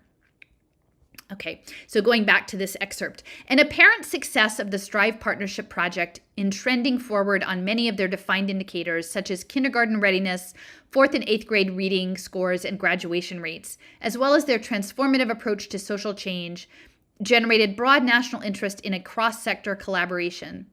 In 2011, Nancy Zimpher, who was then the president of the University of Cincinnati and one of the prime initiators of the Strive approach, and Jeff Edmondson, a former KnowledgeWorks executive who had led the backbone administrative team for Strive Cincinnati, formed the Strive Together Cradle to Career Network. And within 2 years, projects in over 100 cities throughout the country sought to affiliate with this national network. Recently, the organization declared that only projects that have committed to their theory of action for effective implementation of collective impact and are making progress towards those goals will be accepted as members. Okay, so it's important to note too, Cincinnati also had quite a history around the Manhattan Project and radiation testing related to that. So that was related to the medical situation in Cincinnati. So that's something that Jen Lake had brought to my attention. And yeah, so there was a lot going on in Cincinnati. And I will say too, like if you look up Procter & Gamble, like their logo is the moon and the stars. And so there's been a lot of questions about the esoteric nature of that logo. And I will say, I actually went to Cincinnati on my way back from South Dakota in the summer of 2020. And the headquarters is right downtown, and I saged it and sort of made my personal separation from that company. But it was situated directly opposite the Cincinnati Masonic Lodge. So it was this large downtown courtyard, very geometric with a pergola and trees. And I got there in the evening. It was summer, so it was like 9 o'clock, and the sun was really just going down. It was the starlings, and they were making that chittery sound, and it was just very empty except for, unhoused people. And so the headquarters on one side, the Masonic Lodge facing it. And then if you looking ahead, as I was doing the sage, I saw that it was the Nielsen building, the Nielsen ratings. And also they had a neuroscience lab and this part about neuromarketing and steering. So there's a lot going on. Okay, so now I'm going back to the blog. Jeff Edmondson, who with Nancy Zimpher helped set up this framework, is now managing director of Ballmer Group, former Microsoft CEO Steve Ballmer's investment company. Steve's wife, Connie, serves on Strive's board along with Edmondson. With the pipelines hooked up to schools, abundant capital is ready to flow. And just this week, Kansas City schools announced their plan to use social solution software to share student data with local nonprofits. So these data sharing agreements are central, and often it is the United Way that's brokering the data sharing agreements. And Jeff Bezos' wife, or ex-wife, she's the one now who's going around and funding all the collective impact projects with the United Way. I'm trying to remember her name, Mackenzie, something like that. Like, she's the one who's putting a lot of her money into the United Way collective impact data sharing agreements. And a lot of the data sharing agreements for social emotional learning, those also came through the Wallace Foundation. Okay, so they need the dashboards to build up, again, to get the data for the impact measurements for the data deals, and then also to build up the digital twins. So Ballmer put $59 million into the company, Social Solutions, last year. And while Kansas City is not part of the Strive network, its Turn the Page literacy initiative is part of FSG's collective impact program. And then I have an image on Social Solutions that says Kansas City Public Schools join Social Solutions in the Ballmer Group in this data sharing agreement. Bring your impact to life. Striving Together, a book written by project lead and former president of the University of Cincinnati, Nancy Zimpher, notes Nancy Swanson of P&G chaired the partnership's executive committee. Swanson reported directly to P&G's CEO and also served on the board of the Cincinnati Foundation. Her LinkedIn touts expertise in efficiencies, staffing reductions, data-driven decision-making, and digital marketing, an outlook well-suited to creating a just-in-time workforce pipeline catering to corporate interests. Now, I will also say that Nancy Zimpher, when she left the University of Cincinnati, became the chancellor of the State University of New York system, right? So she went to the big time, so all of the stuff that was happening with Cuomo and Eric Schmidt and reimagining education for New York State was very much related to what we're going to be talking about. And it was an infrastructure that Nancy Zimpher brought from Cincinnati into the state of New York system, university system. Okay, so Strive's focus on social emotional competencies should come as no surprise. This goal appears to be a compliant labor pool ready to be reskilled as needed, engineered to precise specifications, and sold at the lowest price possible. I envision a mashup of Friedrich Taylor's scientific management principles with Ithiel de Sola Poole's goal for machine-human symbiosis, all operating under conditions of peak neoliberalism. Only I was wrong. I didn't know about tokenomics at the time. So it's not neoliberalism anymore. We're going to move into tokenized collective consciousness. I dread the prospect of cybernetic libertarianism and can only recommend that folks get Yasha Levine's new book, Surveillance Valley. Read Chapter 2, Command, Control, and Counterinsurgency for a deeper dive. It's important. I cannot do it justice here, but the quote below gives you a sense of where we are headed. In fact, we may already be there. Now, I since have some reservations about Yasha Levine generally, where he fits into all of this, but it still was a good book, and it gave me a lot of important information. So this is a quote from his book. Poole saw computers as more than just apparatuses that could speed up social research. His work was infused with the utopian belief in the power of cybernetic systems to manage societies. He was among a group of Cold War technocrats who envisioned computer technology and networked systems deployed in a way that directly intervened in people's lives, creating a kind of safety net that spanned the world and helped run societies in a harmonious manner, managing strife and conflict out of existence.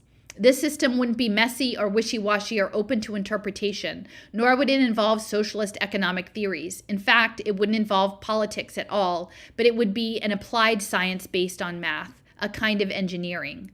Surveillance Valley, page 67. And that's the deontic logic. That's the smart contract layer. It would be helpful if more people were talking about this before now. Okay, if Frederick Taylor was still alive, I'm sure he would be giddy over machine learning, Internet of Things, labor tracking, and XAPI data capture. It turns out Taylor refined his efficiency program in Nicetown at the Midvale Steelworks. Another guidepost, what's left of the factory is just a stone's throw from where I live. If the collective impact crew intends to track human capital and competencies as a global knowledge supply chain, IoT, screen-based learning, and wearable tech will be key. And it's important to note that Taylor, his family, they were also Quakers. We know Silicon Valley's oligarchs, including Bezos and Zuckerberg, are busy patenting technologies to track the movement of workers. And this is pre-COVID, right? Like, imagine, like, this was the winter of 2019. I had no idea what was coming, like, the next year in terms of worker tracking. Going forward, it seems clear that digital learning will start to adopt such innovations, transitioning from screen-based learning to immersive digital environments designed to practice work-based skills. The images below show that a VR virtual reality and AR augmented reality training scenario for a young student could look like, and the taxonomy of the data they intend to capture. And so this is from a screen share of JCA Solutions about virtual reality data capture. In the first image, it has a young teen boy in a VR headset and a yellow vest driving a piece of like warehouse equipment. And then the second image shows a tablet. In the view shed of the tablet is it has some piece of equipment and arrows pointing. And again, when they talk about us being post-language, right, post-literate, that's what we're meaning. Like, the future, like in this image, there are human hands holding the tablet to show what buttons to push, but I have a feeling that the end game with the remote robotics is that it's going to be a robot, and the tablet you'll have will be with you in your living room, and then you will be directing the robot which buttons to push. But you're not supposed to know how the machine works, because this is on-demand gig labor, so you might be pushing the buttons on that machine for a day or a week or a month, but not forever, and you're not supposed to know how that part of the machine works or what it connects to. You're just supposed to do your job and push the button. And that's the kind of mindset that they're training for, not just in public schools, right? Because if you do the out-of-school time learning, they're going to be doing the exact same thing in a non-traditional environment, which is what they're setting up. Like, they're setting up project-based learning and work-based learning to disassemble public schools and do the school choice, educational choice program, but do it under digital surveillance. So then the next image talks about a new taxonomy, and this is data capture from the haptics and the VR headset, which is something that most people, at least at this point in 2019, most parents had no idea that data was going the other way, right? That you were not just consuming data, but it was consuming data about you. So it was taking in the VR headset and haptics, heart rate, camera view, how the controllers and the audio were working. They were measuring your visual location, the amount of time you took to do a task, your motion, the motion that was involved, getting your biometrics, if your eyes were focused, how many tasks you completed, what your score was on those tasks. This would be applied to testing subjects, students, administrators, and instructors. There would be data collected on all of those. And then there would be data about the physical location, motion sensors from the headset and the laptop. So, and then I guess in the waste bin, I don't know what that means, voice recognition test mode, incomplete tasks, powered glove documentation, right? And so they're asking us to work. When we say the outside-in robot, like, I really mean the outside-in robot. So this is a slide share from JCA Solutions, a company based in Orlando, which also happens to be the home of the Military Division of Advanced Distributed Learning. Okay, so everybody running to Florida because it's free. Like, you somehow, like, everybody conveniently forgot to tell folks relocating that it was the head of the military simulation technology system and the space launches, right? That, like, the Metagame is going to be run largely out of Orlando, right? And they want you out of those public schools and redeeming your Cato Institute back vouchers in the headsets. That's what's coming. Okay. So let's see. So once successfully demonstrated, skills get uploaded as badges or micro-credentials to learning lockers using specifications set by IMS Global. Yet Analytics, based in Baltimore, is partnering on XAPI and Human Capital Analytics, now in conjunction with Hewlett-Packard, Khan Academy, and the Learning Accelerator. With XAPI, all learning must be reduced to a simple noun-verb-object statement. You can see how this works in the 90-second video. We can track it, and I'm gonna show this later. But the idea of a grammar, that's what Holland was saying here. The chapter that I'm reading lately, I don't know if you can see it. It says grammars as finitely generated systems, and I have a note to myself. It says grammar of human emotion. And also what these coding boot camps are called general assembly. So like they're assembling a grammar. I feel like they're assembling a grammar of the human experience or the human nature experience. The tagline at the end of the video, "Learning happens everywhere," is timely since the state of New Hampshire is rolling out an initiative by the exact same name. Under the Learn Everywhere banner, students receive credits towards graduation when they attend out-of-school time activities like a music class offered by the Boys and Girls Club. An FAQ attempts to head off anticipated criticism around lack of requirements for credentialed instructors and inequitable treatment of families based on income, since many opportunities are fee-based. The New Hampshire Department of Education website touts the program as an unbundled opportunity for budding entrepreneurs to offer flexibility while downplaying lack of regulation and potential for abuse. And so, again, what's coming is they want everyone to be an edupreneur, and that's something that the Gates Foundation has been pouring money into for at least a decade, is this idea of teacher edupreneurs. Now, like, I don't know how the teachers think they're going to be they're going to be gig workers. And if you're a teacher edupreneur, and we'll show this later on in some of the clips, you're contingent labor, and essentially they're rating you based on the economic productivity of the people you teach. And it's all going on the blockchain ledger for your permanent record. And so, like, that's not a good business model, because eventually the AI is going to learn all of the edupreneurial content and it's going to replace you. So they're just going to use the human edupreneurs until the AI personalized learning assistants come on the scene. But, you know, a lot of the conservative libertarian angles, like the free market, the Mises people are like, bring it.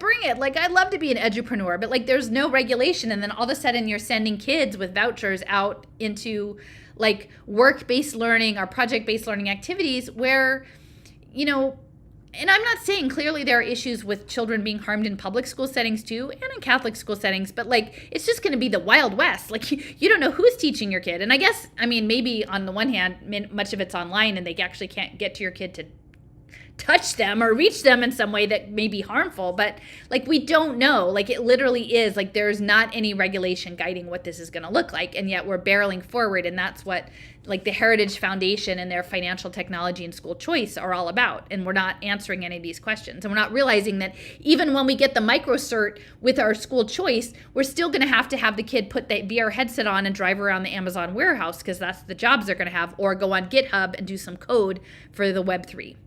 Okay, so this is a screenshot from that New Hampshire program. It says the State Board of Education and the New Hampshire Public Schools have a long-established policy that is reflected in both law and rule to accept educational credit from non-certified teachers. There's no requirement for teachers in either private or home education settings to be certified. Learn Everywhere captures the essence of state minimum education standards, which state that we should harness all available community resources. As Clay Christensen writes in the foreword of Julie Freeland's book, Who You Know, Unlocking Innovations That Expand Student Networks, Learn Everywhere allows those not even part of our traditional education system to mentor, support, and inspire young people. The assumption that a credentialed educator always results in a better educational outcome is not borne out by the underlying data. And while on the one hand, I don't disagree with aspects of that, and while like I'm pretty fed up with the teachers unions broadly, because I feel like they are just so on the wrong path with so many things over the past several years. They just they've lost the plot entirely. Like, this idea, I would just say, if you're tempted to like marshal all your community resource and mentorships with these digital vouchers, you need to realize that everyone that gets in the program is going to be part of the shared data pool, right? And so in this way, the people who are the most against regulation are actually incorporating all aspects of your community into the digital panopticon in the name of freedom, And it's because they don't understand the outside in robot. They don't understand, like, nothing is going to be given away for free. Like, that's the bait. Like, that's the lure on the end of the fishing line. That's the cheese in the trap. Here you go. Have your choice. Take it back to your community. Get everyone involved. Because once everyone is involved for the well-being of the children, then we need to monitor everything too. So anyway, it's complicated. What is not being said is that while real-life community-based projects may be the first wave of Learn Everywhere initiatives, digital simulations will be waiting in the wings. Hedge funds and social entrepreneurs will plan to bet on impact and success, and that will likely be defined in terms of the number of stackable credentials earned rather than the more difficult or impossible metric of living wage jobs attained. The skilling and reskilling of people is what will keep global capital flowing in the coming years, even as rising automation means few workers ever attain stable employment. And then I have an image here about Mozilla and LRNG and IMS Global about the badges. It says open badges are visual tokens of achievement, affiliation, authorization, or trust relationships that are shared across the web. Open badges represent a detailed picture, more so than a CV or a resume, as they can be presented in ever-changing combinations, creating constantly evolving pictures of a person's learning. So that's your digital twin. Like, you are literally going to be represented as your collection of tokens, just like that woman. Like I showed you her leaderboard, it said she had 256 NFTs. Well, eventually those will be soul-bound tokens, and those will be her microcerts and her micro credentials. But, as we scroll back and we look at this young boy in, this driving warehouse piece of equipment and the VR headset and then the augmented reality tablet, like, none of that indicates sustainable wage work. Right? It's precarious work. It's surveilled work. So they're saying that these tokens will be, somehow a better option, but they're not. They're not a better option. And they're tokens, right? Badges are tokens. Badges are soul-bound tokens. And in the exchange of those tokens through the environment, that is part of the signaling. That is part of the complex systems analysis, that the emergence that they're trying to get is by trading the tokens throughout the networks and tracking that and monitoring it on the graphs. So our value as human capital will be successfully demonstrating competencies, both cognitive and non-cognitive, whether or not they are ever productively utilized. And the thing is, so they need that because that's how the AI will learn. Even if they train us to do a task and we never get to do the task, if we do it in the panopticon, if we perform our humanity, if we exercise our intellect into the digital panopticon, we're mirroring it into the AI. And that's what they want, both for the finance deals and to train as a data trading set. As a result, those charged with providing evidence-based training funded by social entrepreneurs must develop inexpensive ways to deliver the multitude of badges that will be required by the financial markets. Mass digital learning is the way they intend to accomplish this task. As seen in the screenshot below, simulations are far cheaper even than disreputable MOOCs. That's massive online, classes. They are counting on taking their profit from the cost savings. So this screenshot says, according to Brandon Hall Group's research, developing an e-learning course takes 106 hours at $184 an hour. Producing a simulation takes an average of 96 hours, and that's a cost savings of $2,000, right? So you're going to be learning in a simulation. Like, you content providers, you creative class people, you're going to be building the simulations. Like, I had a discussion with my friend today just about the art industry and the film industry. And I said, as much as I hate to say it, I feel like the film industry is going to be about immersive reality. Like, you're not going to watch the movie and watch the story. You're going to be in the story. And so the film people, they're not going to have control over their own unit of production. They're literally going to be cobbling together different pieces of the immersive reality metaverse, right? For different experiences, for different simulation purposes, right? Like, they'll create a movie about like how to earn a badge to sell a barbecue or something. And that's what a lot of and it won't be creative content, right? It'll be this soul killing like ads. It'll be like advertising and marketing firms, only like with more mind control stuff built in.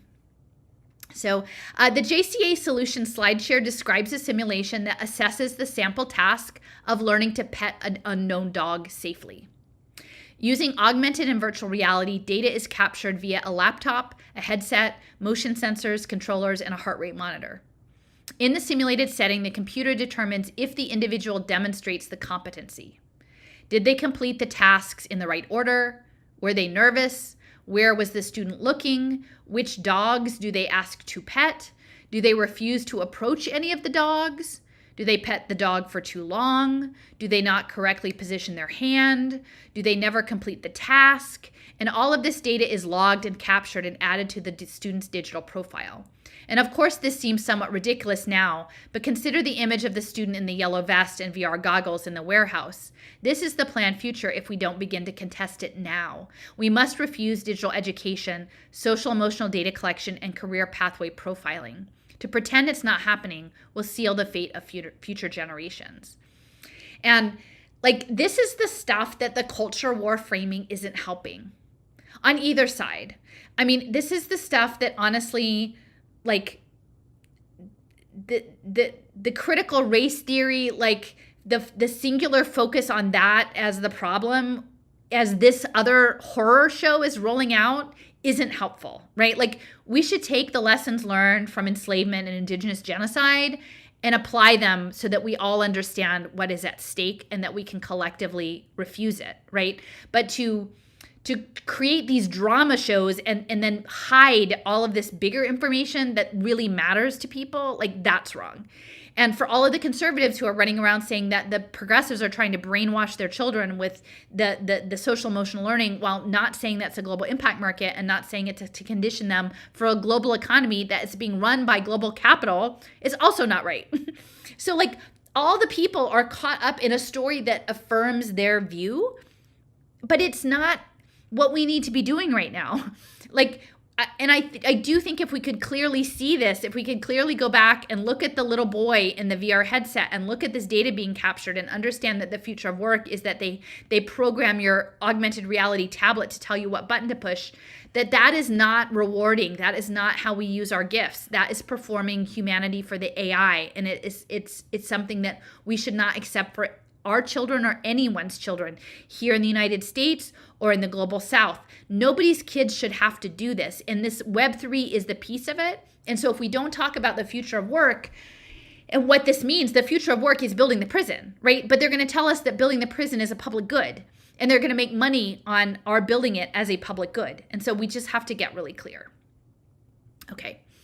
This type of virtual learning relies on Internet of Things technology. It is the sensors that transmit the data that is captured for learning lockers. And it turns out that Procter & Gamble played a pivotal role in the development of Internet of Things, bankrolling a proposal pitched by Oil of Olay product manager Kevin Ashton, who sought to use RFID technology, radio frequency identification, for inventory management. Ashton had noticed that a particular brand of lipstick was chronically out of stock when he made his sales calls and envisioned embedding information in a microchip tag to improve global supply chains. They evolved into versions you can find today, sewn into clothing, embedded in credit cards, in the hands of Swedes who seem keen on using them to unlock doors at the office or hold payment information. Now, I'm not really, as I understand this better. I'm sure that Kevin Ashton wasn't actually the story about the Oil of Olay and the lipstick probably wasn't the real story, but that's the legend that has come down. Procter & Gamble loaned Ashton to the Auto ID Center based at the MIT Media Lab in Boston, and there he continued to refine RFID technology, which became the foundation of the Internet of Things, ubiquitous computing environments consisting of networks of sensors that electronically transmit real-time data. Auto ID Lab grew to a network of 7 other facilities over 20 years. There are now additional nodes working on globalized supply chain management in the UK, Switzerland, Australia, Japan, Korea, and China. In recent years, research has focused on behavior tracking apps, blockchain data storage, and digital payment systems. This 2016 paper out of the St. Gallen Lab describes Internet of Things and augmented reality in considerable detail. See a complete list of publications here. And then I have a little sys map that you can still read pretty well. These are the ones that got disappeared, but it shows Kevin Ashton, the Auto ID labs that initially started at MIT and then spread out.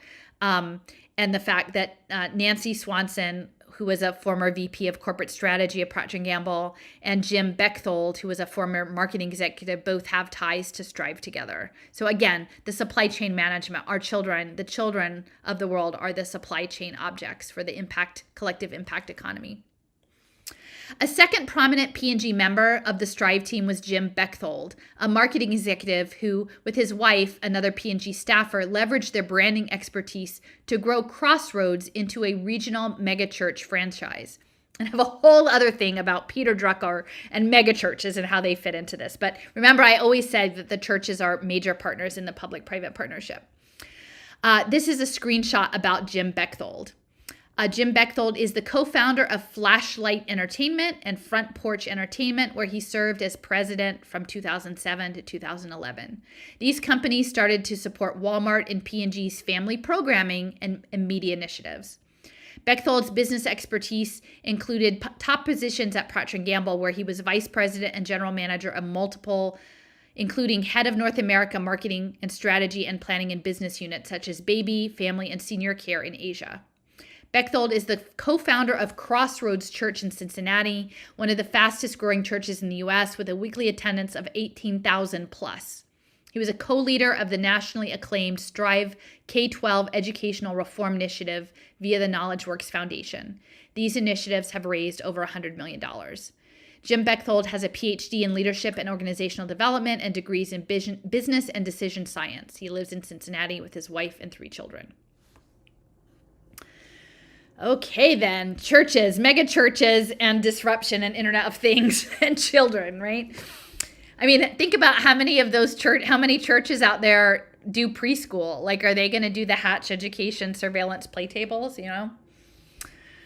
Yep, what would Jesus say, right? So Maya Frazier's eye-opening piece, What Would Jesus Disrupt?, which was in Bloomberg Business Week, describes the church's forays into venture capital efforts backing faith-based tech startups through an accelerator called Ocean, which is interesting because we've talked a lot about Ocean Protocol, right? While at P&G, Bechtold developed media partnerships with Walmart and went on to manage the Alliance for Family Entertainment, an arm of the Association of National Advertisers comprised of a coalition of 500 national brands.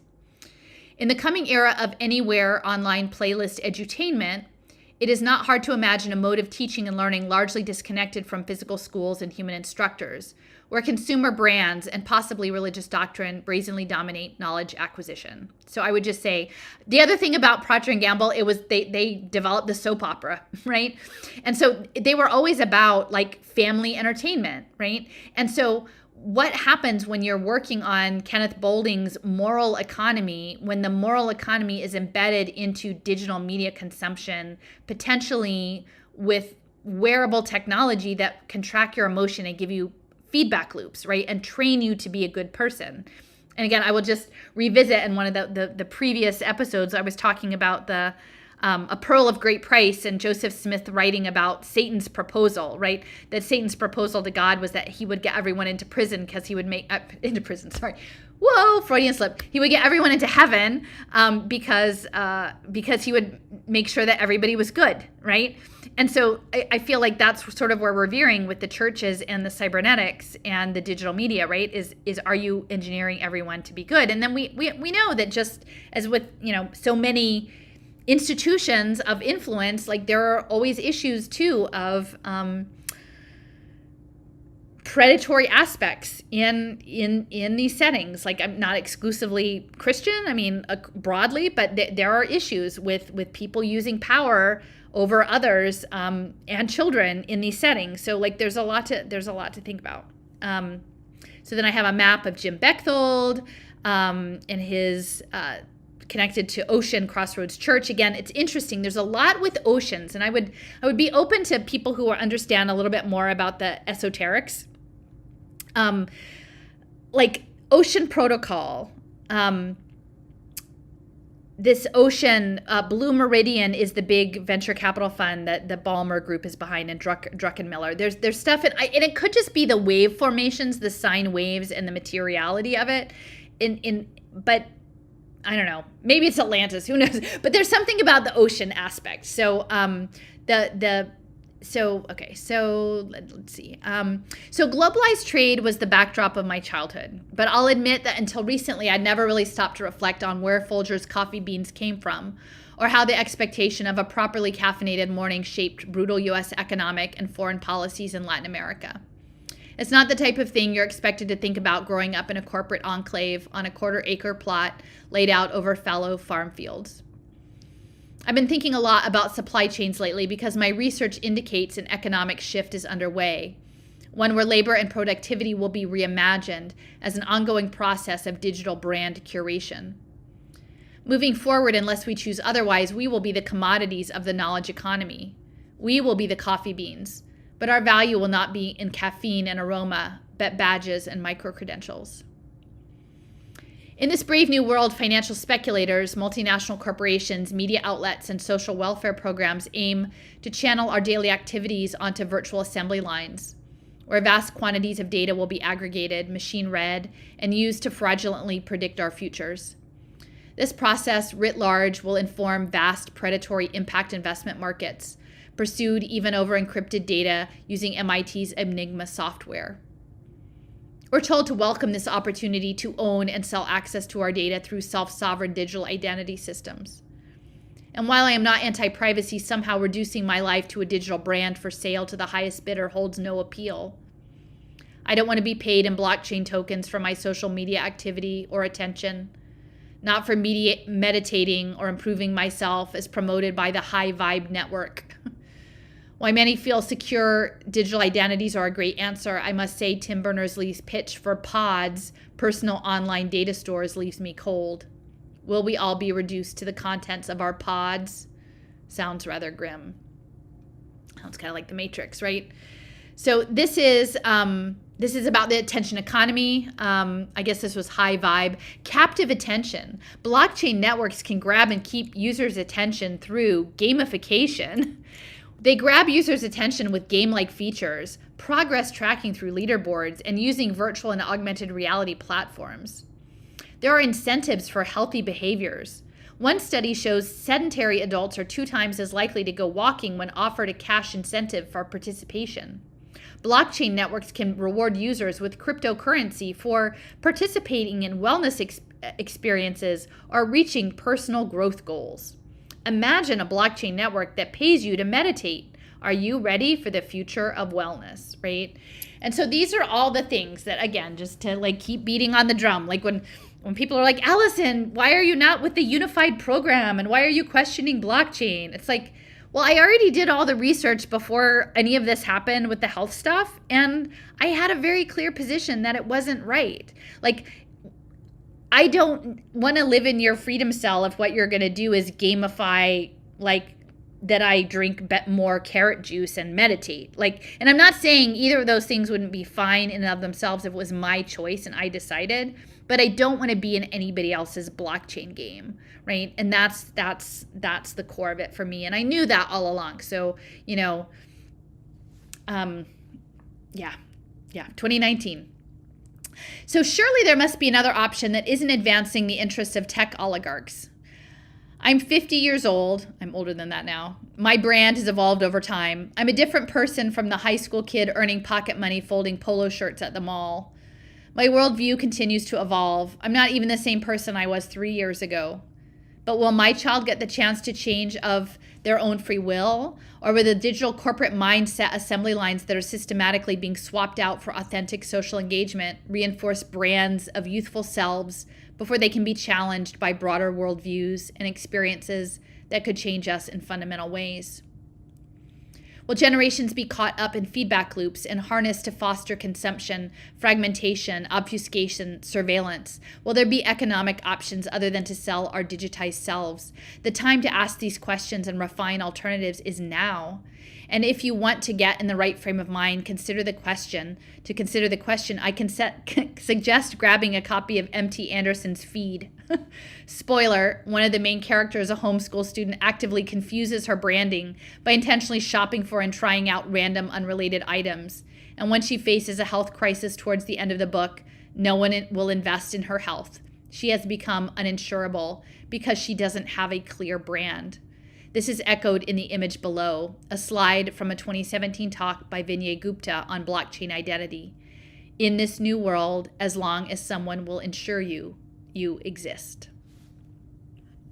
And then I have a screenshot. It says, this is from Vinay Gupta's SlideShare, how blockchain can change our world. And again, Gupta, I understand he is the CEO of Ethereum, the Internet of Agreements with smart contracting, but he was a key player in consensus with the smart contract layer. Facts are useless. Give me insurance.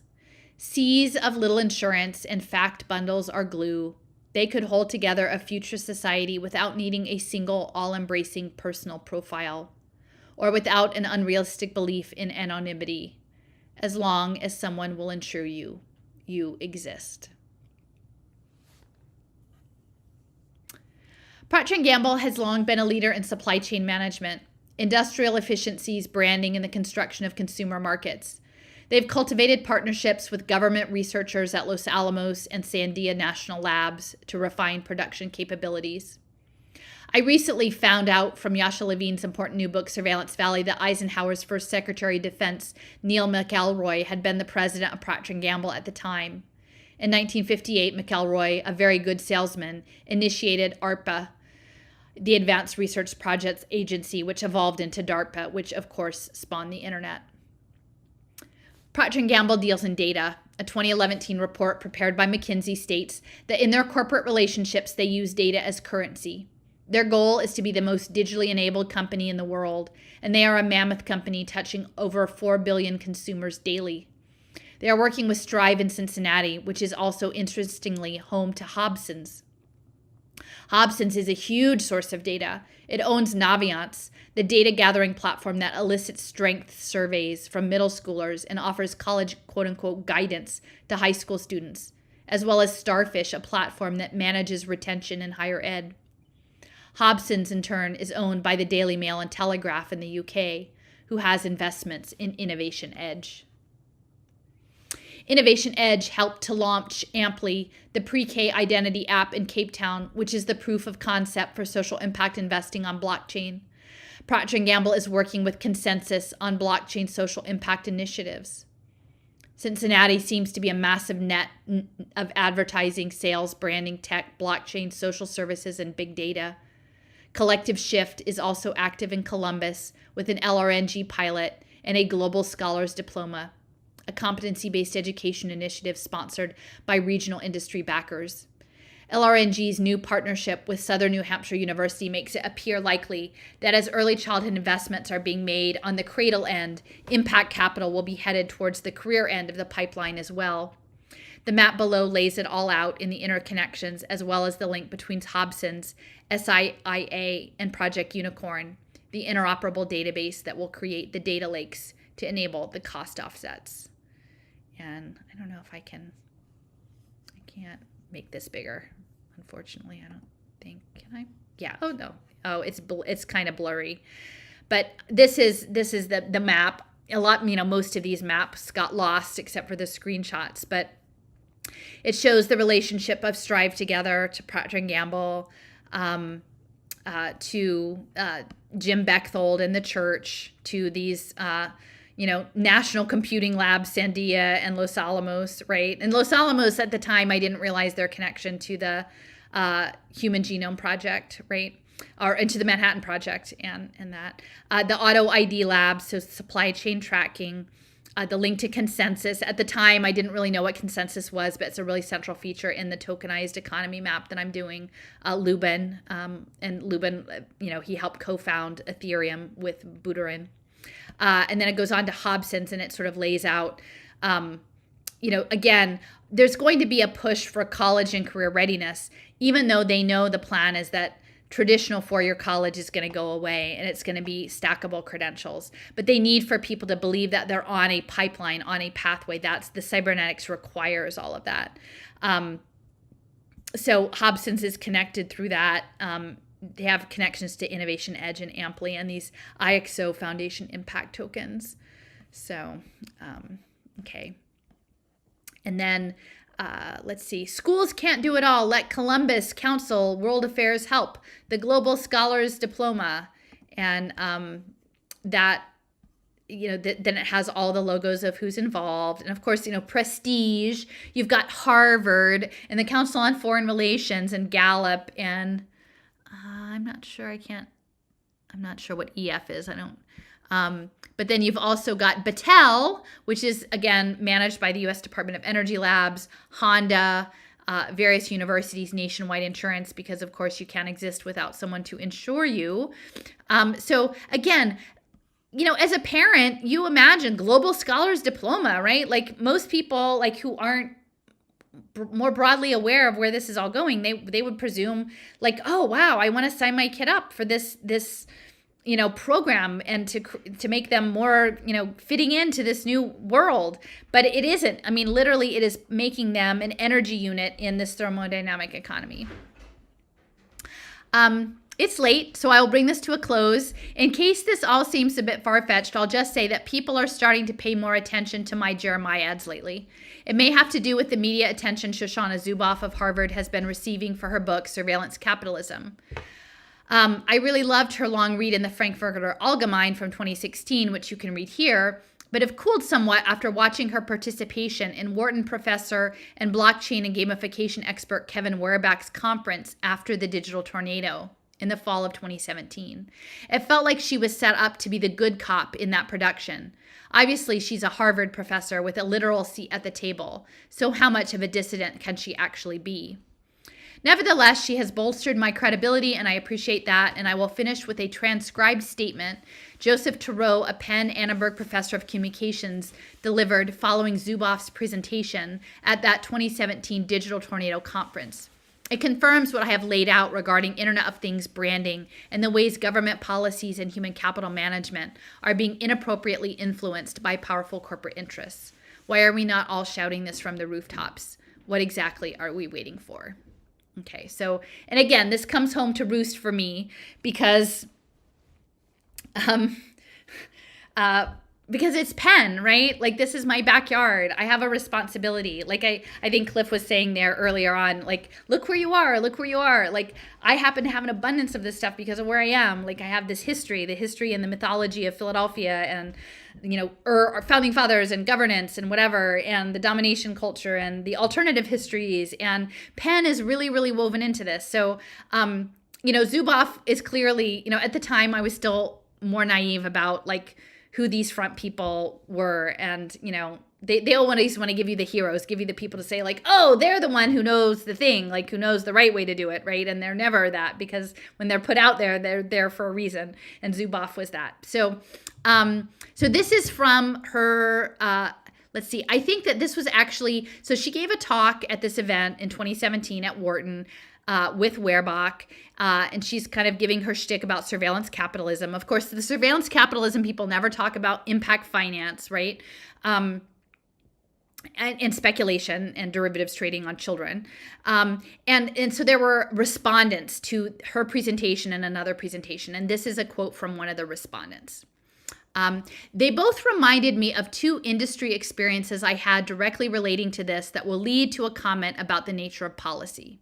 I was at an industry conference about 1.5 years ago, 2 years ago maybe, and people were talking. It was a conference on the use of the Internet of Things in business, particularly in retailing. And one of these people at the conference, who was an executive at WPP, one of the major advertising holding companies, said, "We have to treat people like a frog in boiling water. We have to figure out a way to make them slowly get used to the idea of what we're doing, because otherwise they'll resist. There's this myth, I think it is a myth, that if you put a frog in water that's boiling, it will jump out, but if you put it in the water and it slowly boils, it will get used to it." He didn't want to kill his audiences, but he wanted people to get used to the ideas they were formulating. Not too long after he spoke, a researcher for one of the big advertising holding companies got up and showed slides with trend lines that by 2024, half of Americans are going to have a chip in their arm, so that when they walk down a supermarket aisle, the supermarket will know that they feel nervous when they lift a product up, and they might be able to get rid of that nervousness by lowering the price directly for that thing, and thereby know how to sell the product. He then added that he thought by 2050, everybody in the United States would have this chip. The first guy, I felt bad for him. I didn't put his name in the book. The second person, because it was online, I figured it was fair game. Apparently, they've taken that slide off. But the larger point that I'm trying to make here is that there are industrial logics that are taking place that really relate to a kind of policy that has been underplayed in the last couple of days. It has been implicit, but I still think I'd like to foreground it, which is corporate marketing and commercial policy. Companies have ideas about where they're going, and it's networked systems of companies, particularly in the marketing arena, that are shaping the kinds of things we've been talking about in the last couple of days. They also shape government policy in very strong ways, and I think it's terribly important to realize how these things interconnect with one another. A year after the tornado piece came out in 1998, Procter & Gamble had a conference called FAST, and it was in Cincinnati in their headquarters, and it stands for Futures of Advertising Stakeholders. And I was at that conference, and they invited their competitors. And Unilever was there, which is pretty amazing, and a whole lot of people from ad agencies and media buying companies and stuff like that. And the goal of the conference was to get the internet workable for Procter & Gamble.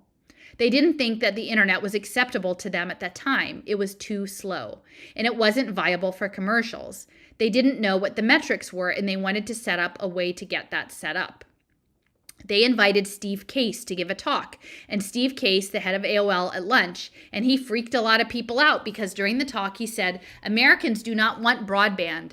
P&G wanted broadband, see, to show the commercials. He said Americans don't want broadband and they don't care about broadband because AOL, and he didn't say this, because AOL was really dependent on the idea of dial-up. But from that time on, P&G, which had already started the interactive advertising, it was then called Internet Advertising Bureau, really decided together with the other companies to set the policies that a lot of people the past couple of sessions have been talking about. The notions of personal assistance, the notion of AI, the notion of how advertising messages are going to be conversational, what I would call conversational advertising based on who we are. The industrial constructions of audiences is not just an issue of government policy, it is an issue of interconnection of government policy with the logics and desires of the industries that relate to them. And that was November 2017. So, yeah. So I guess what they weren't realizing is that it wasn't just about commercials, right? Let me see here. It's not just about commercials. P&G needed broadband because we were moving into the simulation, right? Like the digital simulation. We were moving on, and they were about supply chain. And the new supply chain is going to be digital goods and services, and the globotics, and this new virtual economy that they're training the future generations to accept. And so like now it's not going to be just broadband, right? Like it's going to be faster and faster, and enough to power all the wearables and figure out where to store all the data, and they have all the logistics. But, Procter & Gamble isn't, I'm just understanding it's not just a consumer products company. It's not just a storytelling soap opera company. It's not just a defense contracting company. The Internet of Things is what Web3 will run on, is these interconnected sensor networks. And Procter & Gamble has been long-standing with MIT, with these institutions of power, with the government computing labs, with DARPA, like McElroy since the beginning, right? And so like when you pick up your Jif peanut butter, you don't really understand what all goes into that, like what's behind that. I didn't as a kid. Procter & Gamble paid my college tuition. Procter & Gamble...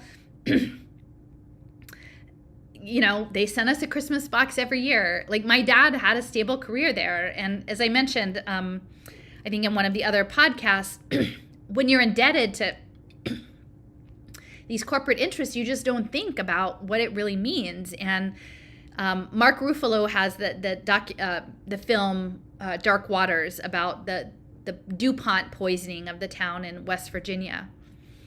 And, it's interesting because I think there's some underlying messages there that I'm kind of sketchy about, like this long-term medical health monitoring that was built into the insurance payout there that I have some questions about. But the reality of that film is like they finally got the people who had been poisoned intentionally by DuPont some justice in terms of money and health care. But they had to be tested for the presence of these toxicities in their bodies. And none of the people wanted to believe that DuPont would do that to them, like they were a company town. And so there's this disconnect between what's happening and what we can actually process and see. And, I don't know why I have like the framework to see some of this stuff, but I'm just going to just go over and do a little walking around this map. If there's still some people here. Yeah, okay, there's some people here looking. So this is the map that I've been making around the tokenomics, the token economy. Let me see, am I able to, yeah. So I have block science here at the middle. Let me see if this comes up. Yeah, so they're this data hub, right, of the digital twin. They're doing this simulation modeling. And these are fairly recent companies, right? It just was founded in 2020, and it was founded Michael Zargham, and it says also Chris Fraser and Nick Hiranet, and they're doing the data science for the simulation modeling in the metaverse. And so I spent some time. I found their SEC filing from when they set up their company that was filed in November of 2021.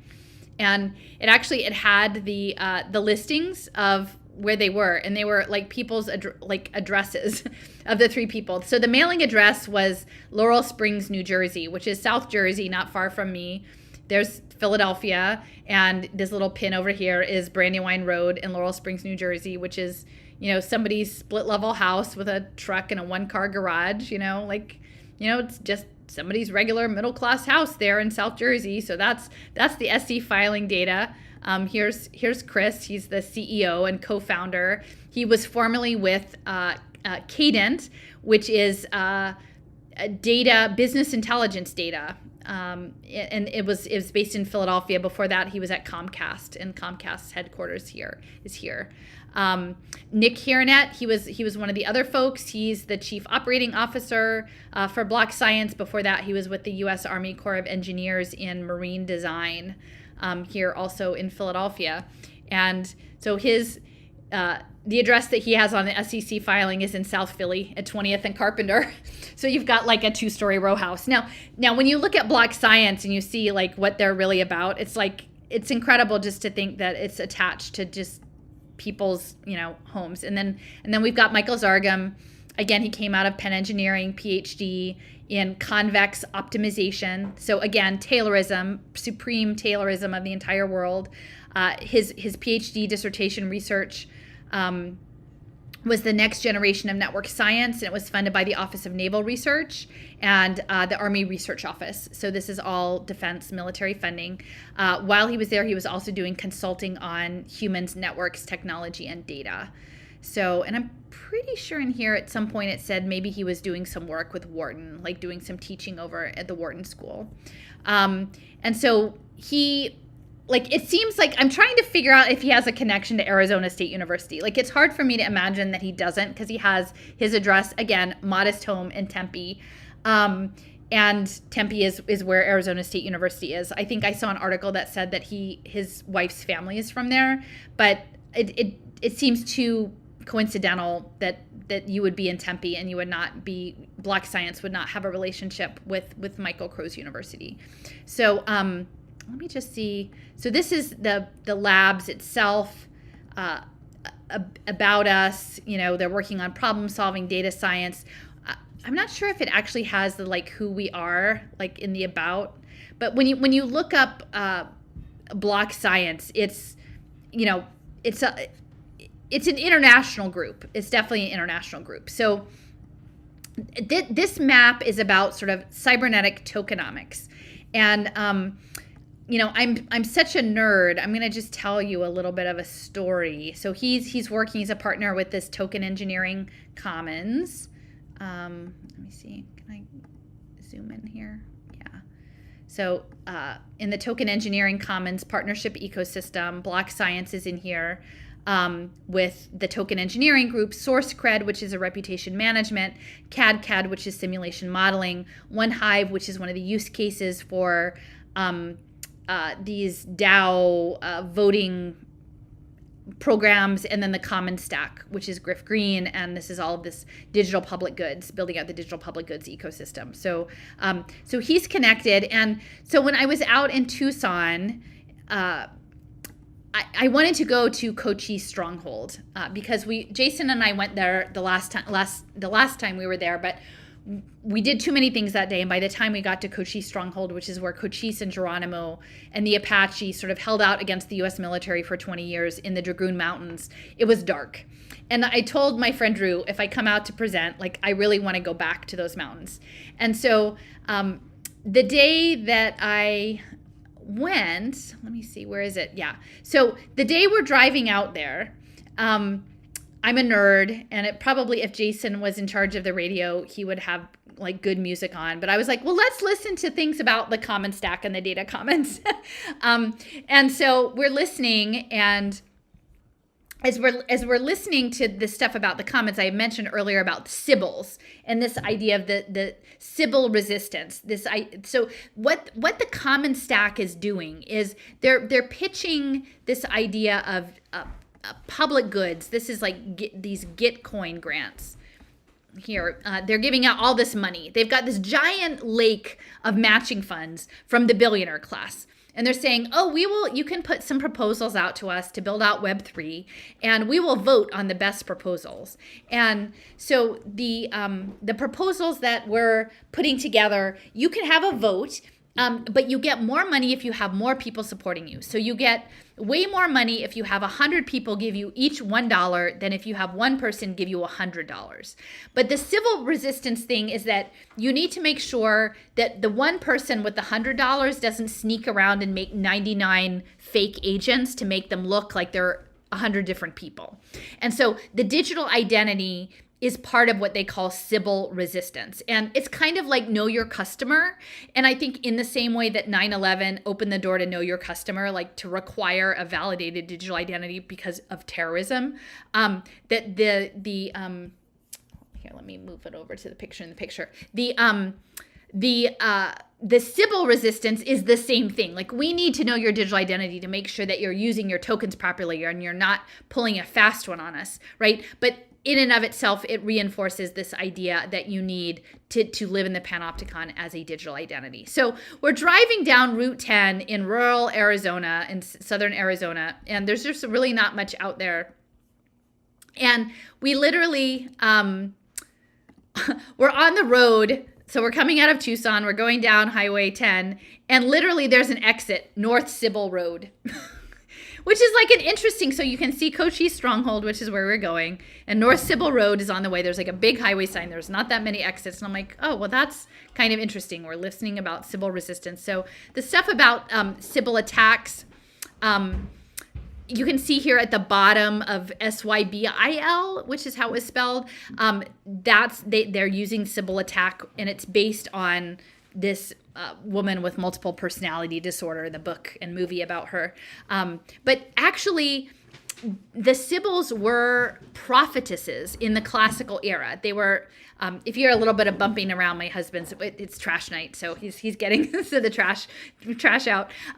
So the Sybils were these classical prophetesses and the oracles or whatever. And then later, I guess they were incorporated into the church in some way, because some of them had said that they were had foreseen the arrival of Christ. And so I guess Michelangelo painted Old Testament prophets and the Sybils in the ceiling of the Sistine Chapel. So that's Sybil. So we go and we go to Cochise Stronghold. I'm going to just show you some pictures here because I think this is really important in terms of understanding the difference in approaches to sustainability and right relationship with nature. So Geronimo is here on the right with the Apache, the Chiricahua Apache, and they were in these mountainous areas for 20 years in the mid-19th century fighting. Actually, they sent the Buffalo Soldiers because most people didn't want to go to the Sonoran Desert, and so they sent the Black Soldiers. And Cochise was the chief. He actually died in the mountains, and he is buried in an unknown location. And then Geronimo and the Apache, they were sent to Oklahoma and to Fort Sill. And so there is Geronimo's grave. Now, I will say, and I can touch on this later, but actually, and so he died, I think, in 1909. He was supposedly converted to Dutch Reformed Christianity. And the person who converted him and presided over his burial actually ended up being a co-founder of the Wycliffe Bible translation thing, which is complicated and interesting. But then 10 years later, evidently, it is understood that Prescott Bush, the patriarch of the Bush family, stole from the grave, Geronimo's grave, I guess at Fort Sill, his skull and took it to Yale for the Skull and Bone Society. And then in 2018, on the 100th anniversary, like there was a call that all of Geronimo's bones be repatriated to his sacred lands. So this is this guy, Leonard Livingston. He was a missionary to the Apache and Comanche in Oklahoma. He was the one that had the relationship with Geronimo.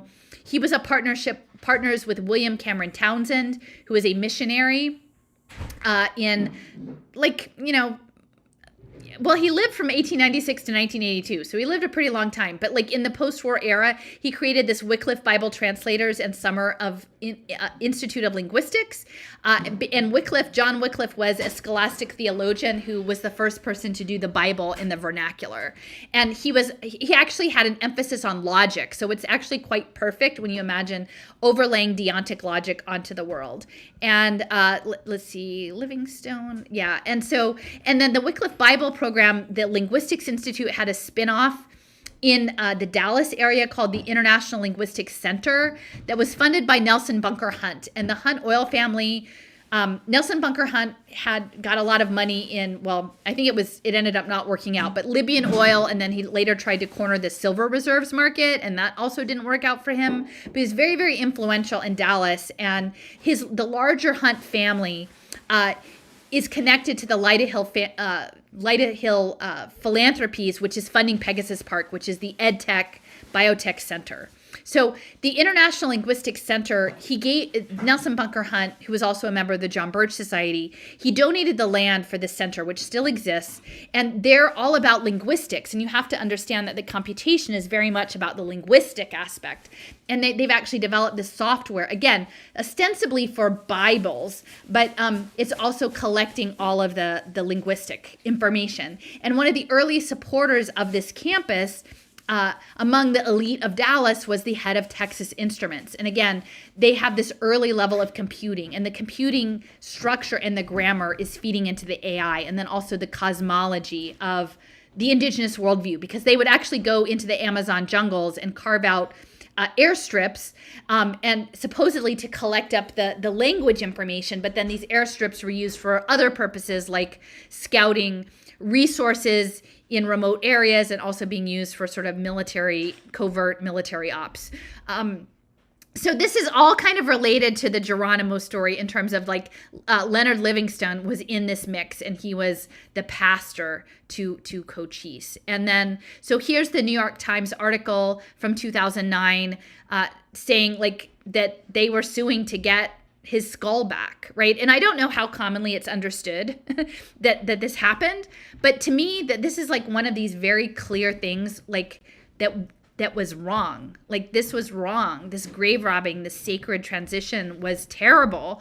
And it's very much related to, I think, our relationship to the sacred, to the environment, to cultural legacy on given sacred landscapes. And then it turns out later that Yale ends up being a center of the environmental movement. So I'll just show you here a couple images. Beautiful rocky area. I got over my fear of driving on these back dirt roads. Jason, it was like, if Jason had done it, it would be no big deal. But like I was stressed because I had a blown out tire in the rental car over at my summer vacation in Taos. So I was like really stressed. But we got to this beautiful area, and a lot of this is volcanic with the beautiful rock formations and cacti and, these... it's just beautiful. Like there's me and Jason. It was a beautiful day. Holes in rocks and springs. Like you can see how this would be a perfect place for counterinsurgent asymmetrical warfare. Like the U.S. Army was not getting into this. This was their land, and they knew it. And it was perfect for this sort of engagement. And so all of this, like we felt very lucky to be able to go there and spend time there. I left an intention on one of the rocks in a dried spring. I picked out all the pink rocks, and then this orange was actually from the Stewart Observatory on the University of Arizona campus, which is this early observatory. And a lot of southern Arizona have telescopes on sacred lands. So, and I have a piece of fosterite and some cedar and I think manzanilla around there. So that's the intention that we set, just to sort of acknowledge those past harms and to ask for healing and for that it be made better at some point. So, as we're looking at all of the simulation modeling in the game, like there's some stuff that just doesn't fit into that narrative. So I have here on the map the Skull and Bones Society that dates back to the 1830s. Here it is. This is again Time magazine, and Time magazine is acknowledging Prescott Bush digging up that grave with the Bones Men in 1918, right? And we're just gleeful about it. People are just like, yeah, what are you going to do about it, right? And they put it in what's called the tomb. So symbolically, like this is something that has to be made right. And it hasn't. Like it's been in all of these magazines, and it has to be made right, and it isn't. So look at this, and again, it's Greek revival architecture. And I will say a lot of the tokenization that's coming, they're looking back to Athens. They're looking back to classical Athens and this Athenian city-state democracy. So it's an interesting architecture there. It's very enclosed and inward-looking. Again, the legacy of the Skull and Bones Society. And again, we've just got Geronimo. So the other bit about Prescott Bush, besides the Skull and Bones, that he was an investment banker with the Harriman brothers, and he held positions on boards, including the Vanadium Corporation of America. So the vanadium was used in the uranium processing, and the Vanadium Corporation did the early work to find these the uranium deposits on the Colorado Plateau. And a lot of the people who mined that were Navajo miners who were poisoned with radioactivity, I think on purpose, as part of the Manhattan Project. So Prescott Bush, and if you imagine that really the radioactive isotopes of the Cold War biophysics era were related to track and trace, right? Like sort of the early biophysics, the early RFID chips. Here is an article. It talks about the raw materials from the Manhattan Project on the Colorado Plateau. And then, let's see. And then this is an image from the Rifle Heritage Center. In 1923, U.S. Vanadium opened a mine on Rifle Creek, east of Rifle, where the city's maintenance facility. Vanadium was initially used as an alloy for steel, but it played a vital role in both world wars and in processing uranium in the Manhattan Project. And it operated through 1958. So the vanadium companies, they were working through the Cold War to do all of the missile projects.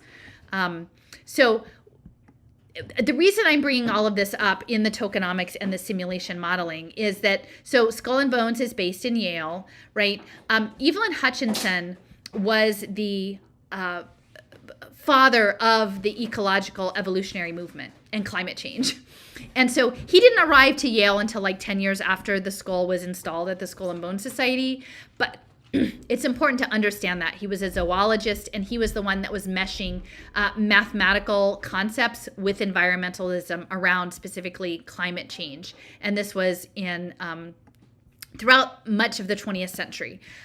Here he is. Here's a picture of him with his butterfly net. He was a zoologist, and he was about the mathematical modeling. And what he actually did was he got radioactive isotopes and dumped them in a Connecticut pond so that he could look at the metabolism of this niche water-based ecosystem. And it's something that I talked about in the presentation with Jason and Leo on atomic ecology, but he was the mentor to Howard Odum, and we had talked earlier about emergy and those mapping flow diagrams of the steady state. And so, the environmental accounting was what Howard Odum did, and Hutchinson was working on this environmental balance. There's the picture of Lindsley Pond where he dumped the radioactive isotopes. And so I feel like we're still just recovering from all of this legacy. And in this book, Signals and Boundaries, they're talking a lot about environmental ecosystem niches and the system engineering and the balancing. So the complex adaptive systems, the environmental niches, the engineering of the environment. Odom, beyond working in Emergy, he was also an ecological engineer. So the looking at the landscape as an engineering problem, looking at the world as an engineering problem that can be gamified, that can be manipulated, where the rules apply to some but not others, right? You can steal someone's skull, you can poison people with radiation, but if what you're saying is you're doing it for Uncle Sam, then that's fine. If you're doing it to like consolidate power, that's fine. So it was sort of on the way back from the Cochise stronghold that I was actually listening to another podcast with Michael Zargam, this one about algorithms as policy, DAO rewards, and system assemblage. And it was in conjunction with these groups, the Governauts, the Taoist, and the Token Engineering Academy. And so, you know, we're listening to this and we're pulling into Tucson after having this amazing experience again in Cochise Stronghold, like this amazing landscape.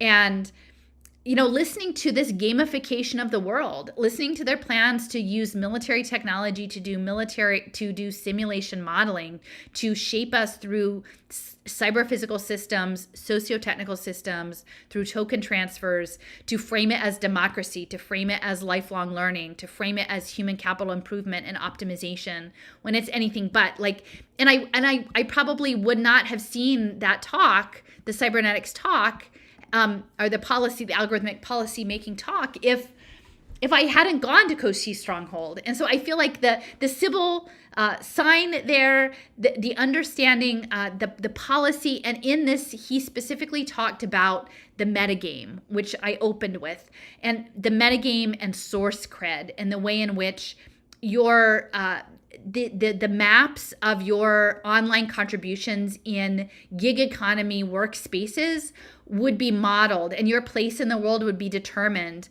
like how you were included would be determined through that level of modeling, and then how that interfaces with what's coming with the new educational model. So here's the metagame. So this is, I learned about metagame and source cred from let me see, where is source cred? Do I have Game B? Oh yeah, so I do have a little bit about Game B. So metagame, here they're talking about metagame with this green pill episode.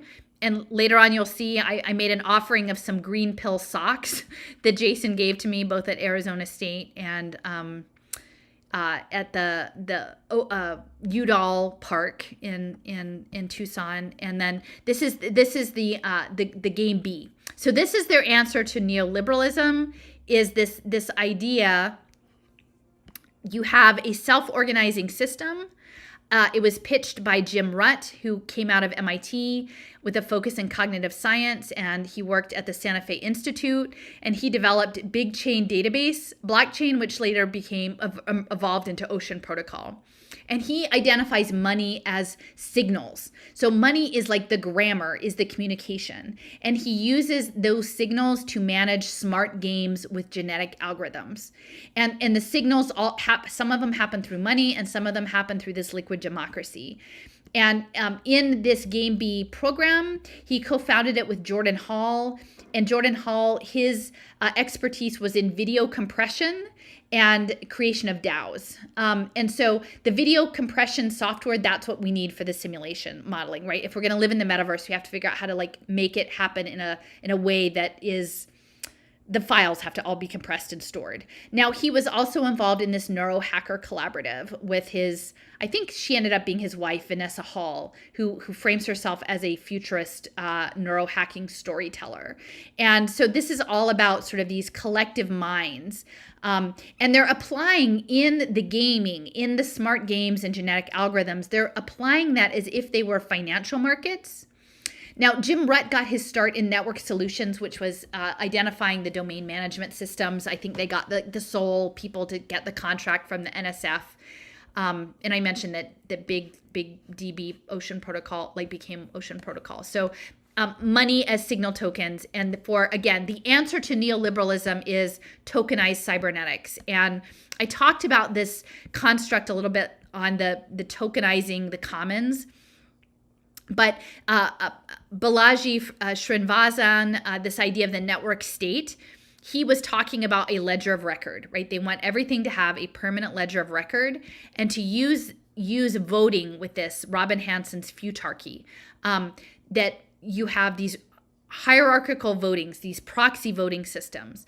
They get run through smart contracts with rules that align to fitness, what we decide is a good quality, right? A moral economy, something for the common good, as they have defined it in the smart contract layer. You run it through the simulations, and then you work it for fitness, and then you keep the cycle going. And then eventually, through these systems of iteration, of voting layers, protocols, over and over in the ant computer, you start moving towards the Christogenesis convergence. And I think that game B has to be understood within the context of emergent behavior. And the emergence is the singularity, or some sort of like human machine new form of existence. And then this is just the bottom of this map. It gets kind of interesting here. So we've got game B. This is just the bottom half with Jordan Hall. He's also involved in something called civiums. So again, you've got the Athenian civic idea of token exchange. They're talking about meta psychotechnology, because again, remember with Pavel Leksha, the idea is collective consciousness and mind sharing. And you would do this within your holon, right? Within your teaming. And one of the other founding members was Eric Weinstein of Teal Capital. And he was a mathematician working on unity theory. He's the intellectual dark web guy with Brett, right? The evolutionary biologist, right? And so they both came up with promoting this idea of game B on Rogan. So you've got neurohacking, you've got Rogan, you have game B, tokenization, collectivization, mind sharing, emergence. The emergence model is kind of related to the game B, and it's connected to this Center for Integral Wisdom. And I think Sebs had talked about this a little bit, this Ken Wilber guy. It was founded by Mark Gaffney, who is a former rabbi and a mystic, but also had a long history of like sex crimes against people. Like he was sort of a chronic sexual predator.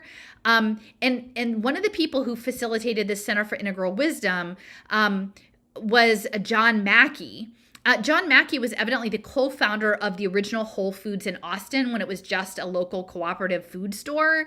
And he became libertarian and really fixated on conscious capitalism. And he held some conferences at Esalen in 2012 around conscious capitalism. So, and then one of the other pieces with this, with the Emergence Project, this guy Daniel Schmachtenberger, who I can't find out a lot about. He has some early history and then recent. He's like one of these think tanky people, thought leaders that we're supposed to all believe in. And he's working on emergence and consilience. This guy Schmachtenberger, he actually grew up in this small town in Iowa where they had relocated this transcendentalist Vedic meditation group from Goleta, the Maharishi International University, had relocated from Goleta, California in the 70s to Fairfield, Iowa, and created this transcendental meditation community where Schmachtenberger and his brother's parents lived. And so they grew up like homeschool kids in this meditative community with Vedic architecture. And so yeah, we have all of the different kinds of convergence in Holland. So I know that this is like sort of stretching out, but we've got this like domination, like culture going on that we've lost the plot. Like John Trudell said, like we need to get clear on who we are and what we are. And and I think for me, like the Cochise stronghold, Geronimo Skull, Yale, environmentalism, this idea of engineered minds, engineered economies towards a convergence. It's just all very, very concerning. So that's game B, and the metagame is connected to all of that. And then source cred is this idea of how you are online, how you participate, how you comment, what you offer into the community in terms of coding or materials or content, is distributed as cred or grain in these closed systems. And so those are what's building up your digital twin. And what I would like to just say is that, I think there are certain really strong narratives out there, right? Like, oh my gosh, ESG investing, it's the Marxists are after BlackRock, and they're going to use our credit card and tell us to eat crickets at the grocery store, and these stories. And well, I'm not saying that there's not something to that down the road. I think it's far more likely that this idea of a digital twin, and your social credit score as a worker will start to come in much earlier through these online working platforms, right? Through the online learning platforms. And people have been conditioned to just accept that it's normal, even the resistance, right? Because like how many people who pulled their kids out of regular public school during the lockdowns ended up using some sort of online curriculum, right? Probably the vast majority. Are you some sort of blended learning that had a lot of technology involved. So like they know that the tracking of our reputation within this digital milieu is coming, right? And then that's supposed to feel normal. Like we're like, oh, well, we had a LinkedIn, this blockchain source cred thing, and look, like maybe we get some tokens out of it, or we get some money, or we get some stake in what happens in our community, and that's good.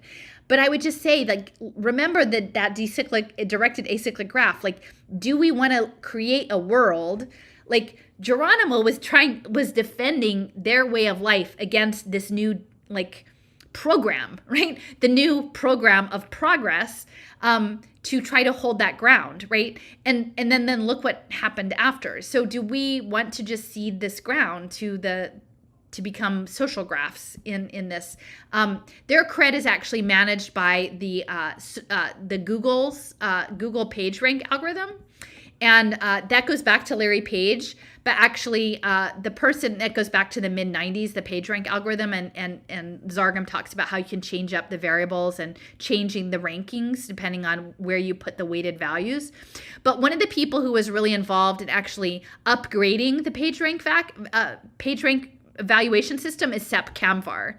And Sepp Kamvar went on to run the social computing program at MIT and set up that Wildflower Montessori pre-K with the sensors in the kids' shoes, and then go on to co-found Cello, which is the digital beautiful money thing that Charles Eisenstein is pitching with him, the beautiful version of money. So I would assume the beautiful version of money means that you have your source cred all lined up for your GitHub job. So this is sort of this part of the thing. So I've done Geronimo, I've got Metagame. I'm going to show a couple clips about that.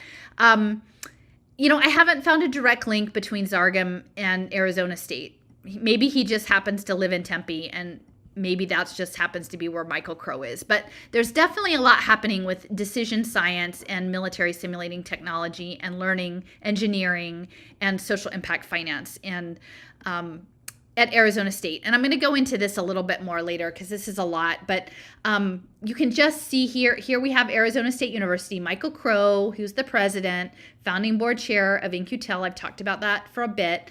The last talk I did, the first talk that I did in Tucson, it was about the world as a game, and it was based in part on this Thrivecast program. And I would say this is self-improvement, like lifelong learning with micro-credentials, and it's tied to digital identity and gamification, funded by the National Science Foundation and the Kauffman Foundation.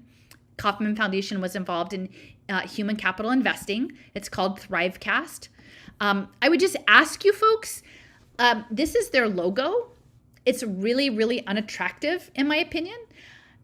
It looks like kind of a chubby person with short arms, and in a circle, like a buttons dial turning thing. But I just want you to see what you think about it when you look at like that. Do you see any similarities? I mean, to me, I feel like this looks very similar. You've got this is the head part, And this is the arms and the body part. It's more sunken into the thing. And then this is the circle part. And, I may be overstating this, but I will just say, like, in the metagame, they're very much about the octopus visuals. Did I not? Oh, I don't think I put the octopus visuals in here. Okay. They have all of these octopuses. Glenn Weil of the Soulbound tokens and Microsoft also has octopuses. And to me, I feel like there's some similarity there. Thrivecast, this game of life program, later turned into what's called Life Lab Studio. They've moved up. This is the guy, Sasha Barab. Look, I mean, if you can see the metaverse, right? The metaverse as the manifest destiny, you've got the guy on the horse going out west. That's exactly the imagery they're talking about. Located in the warmth of the Southwest, we take a maverick attitude towards creating new pathways, cybernetics, while valuing the strength of partnerships, public-private partnerships. And this is another scientist who's working on this. And I would say take note of this logo. It's a flask, and I don't know which one it was. I was terrible in chemistry. Is Erlenmeyer. It's the one that's triangular or conical at the bottom. It has a long neck, and then it's conical like a terrarium. And it actually has nature, like trees and grass and water, but it's the bottom of the flask is broken and it's flowing out. So I feel like, again, just thinking about the symbolism of that and thinking about Kochi's stronghold and the caverns and the water and the science trying to contain the nature. And is this like an admission that they can't actually contain it, or what? Like, it feels it's significant. So they've got Life Lab, and what Life Lab is trying to do, it's like a performance measurement optimization program for people of all ages. And they talk about where they play, meaning like their client base, which is in juvenile corrections. That's an impact market. Professional organizations, again, that's corporate world. Faith organizations, okay? So there you've got your church communities, and then formal learning institutions. So that's part of that. And then, it's all about playing on your phone, playing on the phone and getting points. And it's called Journey Do instead of DAO, which is interesting, you think. And it's a triple bottom line. Again, Life Lab, it says triple bottom line studio. We're part of a growing movement towards triple bottom line in which there are multiple drivers beyond returns: social impact, financial return, knowledge generation. And I think the knowledge generation is the AI data aggregation in that. And so one of the advisors for Life Lab Studios is Tom Vander Ark. Anybody who's been following him in education for the years realizes he's like the guy. He was sort of the father of online education, first online digital school in the greater Seattle area. He worked for the Gates Foundation. He's a venture capitalist. He's very connected to Arizona State University Global Education Futures. He was working with the folks that bought the top of Powder Mountain for an ed tech retreat.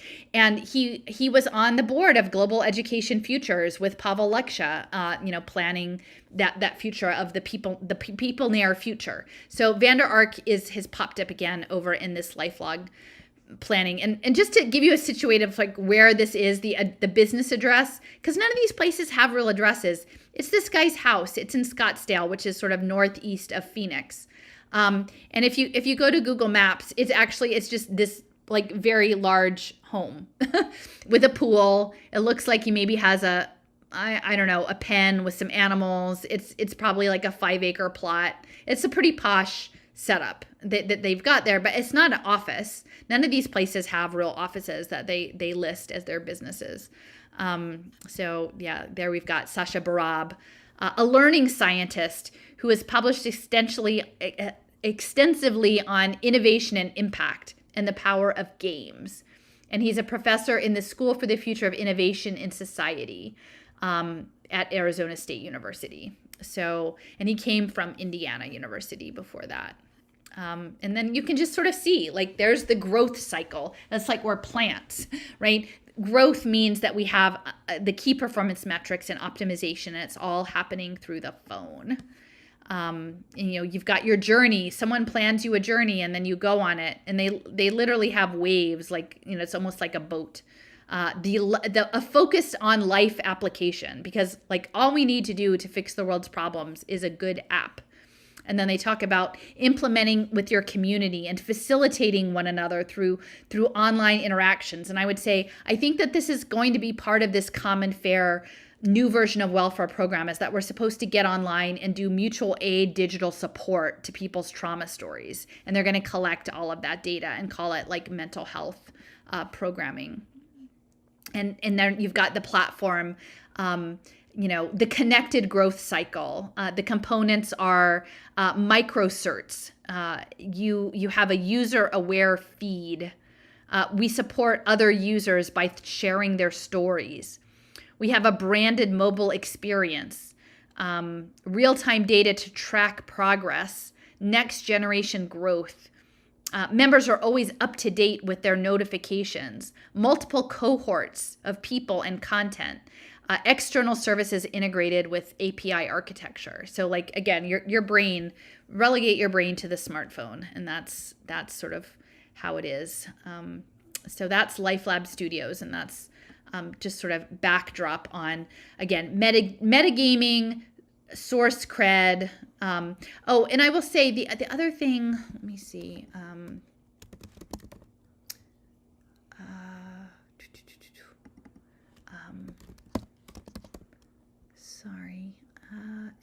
So the other thing that I wanted to mention, Giveth, I had talked about Giveth in one of the other presentations. It's an online blockchain platform with different kinds of token incentives for philanthropic giving. One of their partners is something called this SDG Impact Fund for donors. And it's based in Cartersville, Georgia, which is interesting because there's a lot of indigenous mound building cultures in Cartersville. It's northwest of Atlanta. This impact fund is essentially, it's a donor advised fund, and I probably should do a read aloud of my write-up that I did on donor advised funds, but it's specifically for the Sustainable Development Goals. And they say that they're the only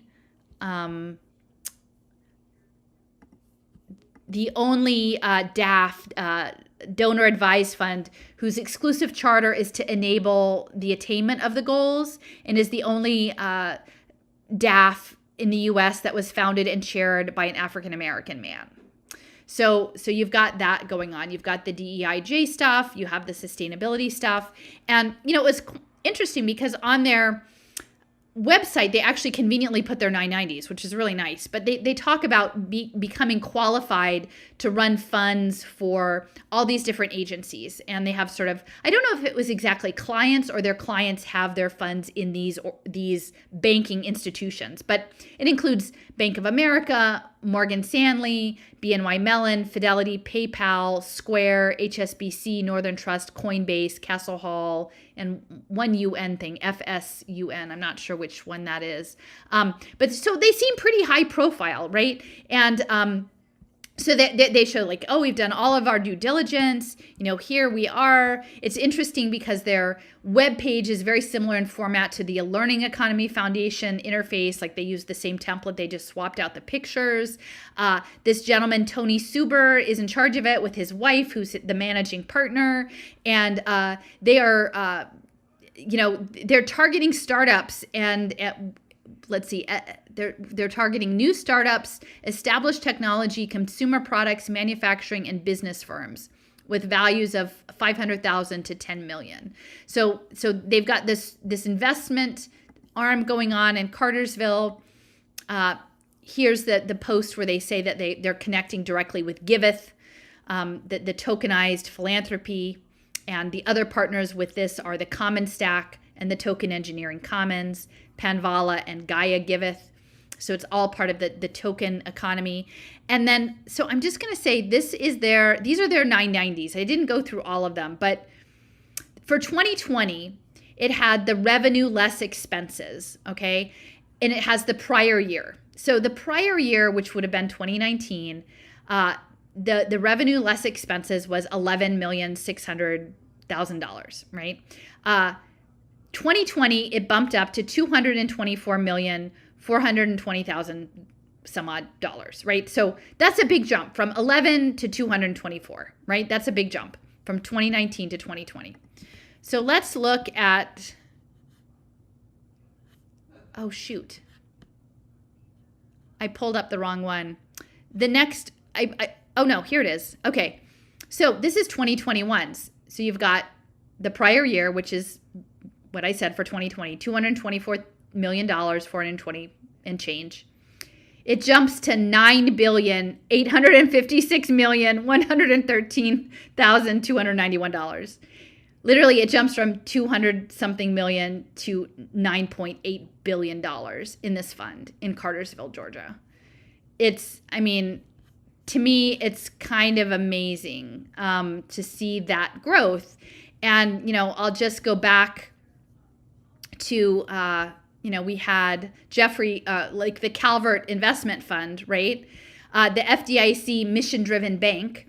This is where this ESG finance is going, right? This is, and, you know, I'm going to say at the beginning, I don't think it's going to be like the carbon trading MasterCard wallet. Like for affluent people, they're probably going to come up with something that you're going to get some sort of incentive reward systems for a while.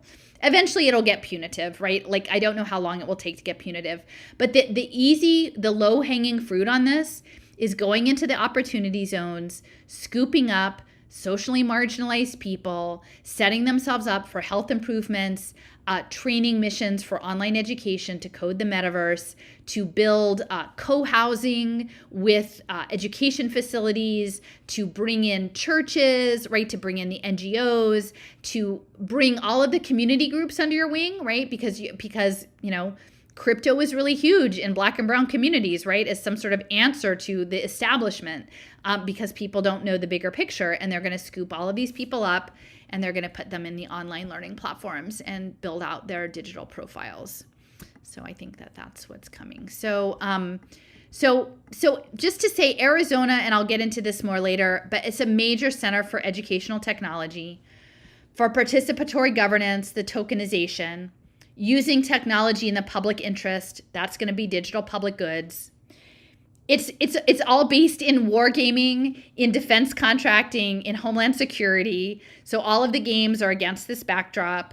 They're working on engineering, optoelectronics, nanoelectronics. I'll just show you, like, you know, I wandered through these things. ASU is the Sun Devils. That's their mascot. This is the engineering school. I just went up to every level and, you know, peeked around and saw what was in the lobby.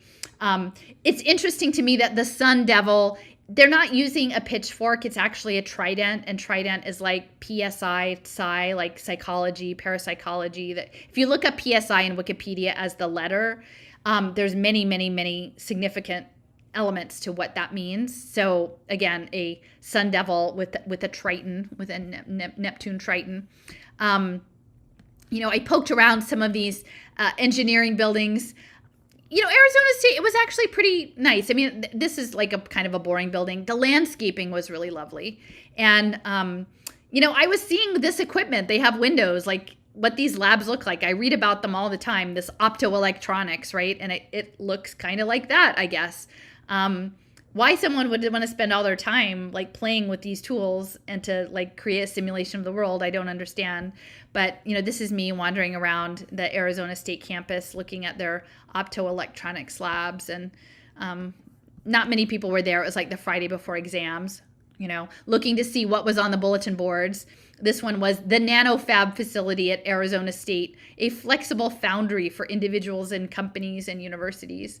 So they're talking about all of their equipment. And here's one, the Nanotechnology Collaborative Infrastructure. And I think we're part of, Penn is part of the National Nanotechnology Initiative as well. You know, in their space and earth science division, they had machines that lets them model magma and play around with magma, I guess, in outer space and world building. So they can simulate modeling online, and then they can play around with pretend magma. So the other thing is, so they were the first sustainability program, Arizona State. So Julianne Wrigley, she married into the Wrigley family. That's Wrigley's Gum, the Chicago Wrigley's, Wrigley Field. The patriarch of the Wrigley family who made the fortune, he was Quaker, go figure. So she decided to give a whole bunch of money to create a sustainability institute at Arizona State. Now she's based in Idaho, I think, like Sun Valley, and she does capital investing. But she gave $50 million to ASU in 2004 to create this first sustainability program. And like I would say also the other thing about ASU is it's funded by the Koch brothers. There's a lot of Koch money in there. And I never could quite understand like why the Koch brothers would be funding sustainability. Only if you understand, like if you swap out sustainability for cybernetic token gamified systems of social control and engineering, then it makes perfect sense, right? But for most people, they think of sustainability, you say the word and something pops up like green and pleasant, or like cute seals or something like this, or, compost or whatever. You don't think about holons and complex adaptive systems. So I went there. This is Wrigley Hall. You can see the big sustainability sign there. They used to have their Global Futures program where Barab was in that building, but it's since moved to some other location, I think. It used to be the nursing building, evidently, but no surprise when they remade it in 2009, it was LEED certified.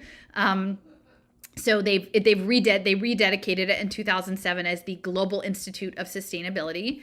And I will say across from it is this big building with the bluish glass that houses the Arizona State University Foundation, and the president's office is in there. And you can see a giant silhouette of a sun devil, only it looks to me more like a minotaur in these gauntlet-y kind of gloves and these sort of pokey, like a Batman minotaur with these gauntlet gloves. And so between these two buildings, which I felt like were a really important anchors, like Michael Crow is such a strong personality in the space due to his ties to all of the like defense tech contracting and like what he's made Arizona State University into, the basis for this simulation program. I put my set intention, the heart, at the base of this Arizona State University statue. So you can sort of see it here.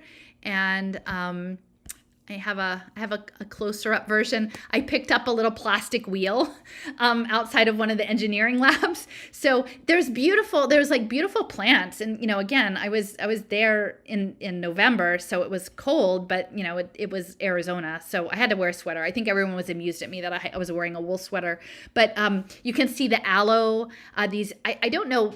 The yellow flowers were off of a tree. I don't know, but they're these beautiful, I'm assuming maybe they make pods. And they're these wrinkled up things. So I don't know if those are maybe date palms, but they were on the ground under some palm trees. And you can see the little iridescent shells that Eve sent me from Florida. Some little sprinklings of orange, which are marigolds, dried marigold petals that I brought from home, and a few white flowers from a bouquet that Cliff sent, like a little cheer me up bouquet. And I picked up the little white flowers, or alyssum, sweet alyssum. They were in the bedding plants, and I think that's kind of like my name, Allison Alyssum. So I put that in there. And then it's on a piece of palm bark. And then you can see the green pill sock. So that's the green pill, one of the two green pill socks that Jason gave me from Griff Green of the common, the common stock? Is Griff Green, like, no, it's not Griff Green, the Owaki guy, Kevin Owaki of the Green Pill podcast. And they have like little rockets on them. So I have the shells, and then there's one of the last hearts from my friend Sharon's friend. She hand sewed these hearts. It's got like a little tassel and a green button on it. So you can see sort of the layout of what I put. Again, trying to think about setting that intention. Oh, and I have a little Rochester dandelion. You can see one of the last ones left. And then a few dandelion leaves. I found one dandelion on the campus that I picked. So that was the thing between, and there we've got Michael Crow. I'll just play this real quick. This is where he's talking about his students being something other than human. The human beings that are arriving to us now, they're not the same species as you. They're Homo sapien.net. I mean this in all seriousness. They are not the same species as you. They have never lived without access to some kind of a virtual supercomputer attached to their body. We have to figure out what that Homo sapien sapien.net is. How does that person learn? How can that person be influenced? How can you communicate with that person? And so the conflicts of the future are all going to have to then realize that there is a huge transformation in human evolution. All right. So, yep. So there he goes. He just says it right there. So speaking of which, one of the other places I went was the School of Human Evolution and Social Change. That's the sign. They're talking about discovering the global human experience. And, this is a glass wall on the inside. It says, at the School of Human Evolution and Social Change, scholars in anthropology, global health, environmental, social science, museum studies, and applied math come together to explore the human story.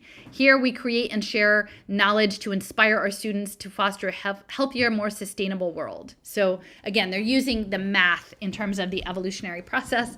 And there's this is the little office. I went in and I talked to the work study students and I'm like, do you actually know what's coming? Do you know what the omega point is in Christogenesis and Teilhard de Chardin? And you should look it up because you're actually working in the Office of Human Evolution and Social Change. And the plan is that it's going to keep going towards this convergence point.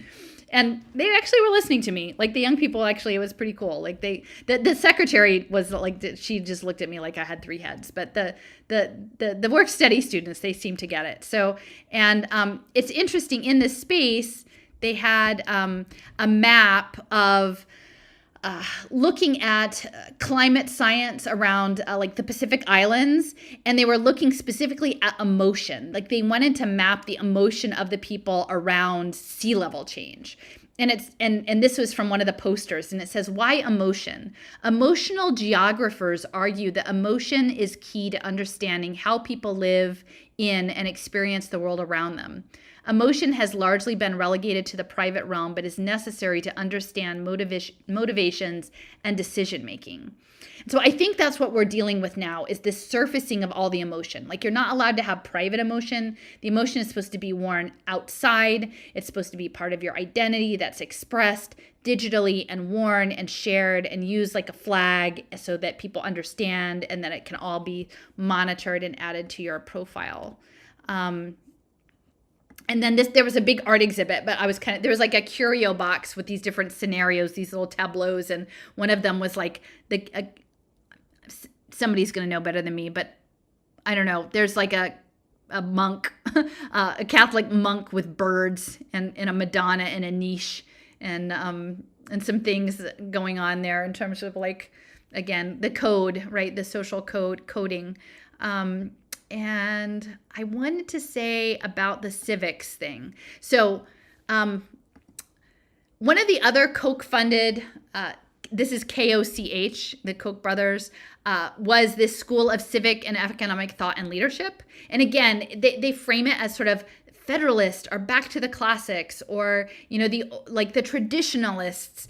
But it's not that, because ultimately it's all going to go into this tokenomics juggernaut. They helped fund the creation of this whole program. It was in 2017. They had a slider on this homepage, but when I did the screenshot, I just happened to collect the one where it's called CivEd, a mobile app for civic education, and the young woman is like fully masked. So that's an interesting image of this. And so I went up. It was in this particular mid-rise building. Modern building. It took up most of the 6th floor of this building. I think it's maybe Coeur Hall.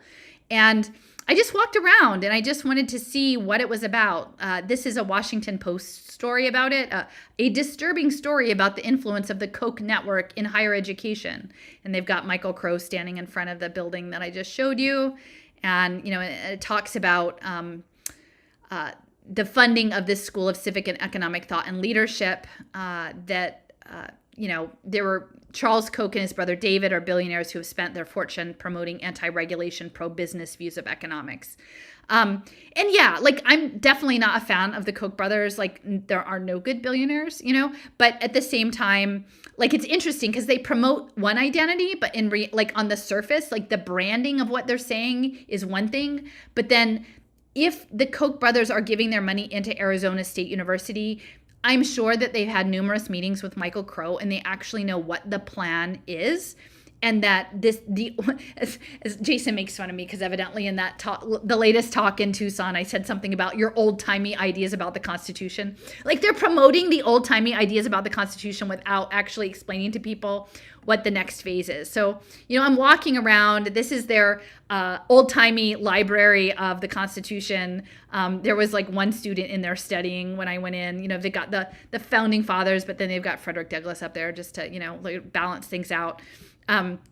There was a painting that some student did of Aristotle, I guess, the classics they're being taught, but they put in, current personalities. And I'd like to know who all the people are in this picture. I haven't figured out. They only listed a few of them. And so I'm walking through the halls. It's sort of a ghost town. It's funny. I added more images that aren't in here. This also features the Center for the Future of War. So that's, maybe they're on another one. Here we go. So on the same floor as the civics program is the Center for the Future of War. And I've known this is an initiative that's very tightly connected to New America with Tamika Tillman, who you may have seen in the Mormon Transhumanist Association blockchain program, and Anne-Marie Slaughter. And they're all about setting up blockchain identity and global impact finance. A lot of the New America money is funded through Eric Schmidt, Google Alphabet funding behind that. And, this is the poster on the wall that I, took. When I originally came across the Center for the Future of War, they had 3 program areas: drones, autonomous weapons, and narrative warfare. Definitely into the narrative warfare program. And, they've got a couple of professors that I need to look up, Daniel Rothenberg. And, it's interesting because, when I was in school, I remembered, like, teachers would make an effort to decorate their doors, like have cartoons, have different things up, have study abroad or upcoming conferences or things. But when I walked the hall of this, I would say 85% of the bulletin boards looked just like this, like empty, like they never came back after lockdowns. And there was just nothing. It was just, there was no personality. There was nothing there. I think this second one, he actually does have a poster like about the master's program, but that takes up the whole thing. Like, there's not a lot of creativity there. And so I'm walking around the corner. So I see the Center for the Future of War. I'm walking around the corner and it's across from this library of the Civium, right?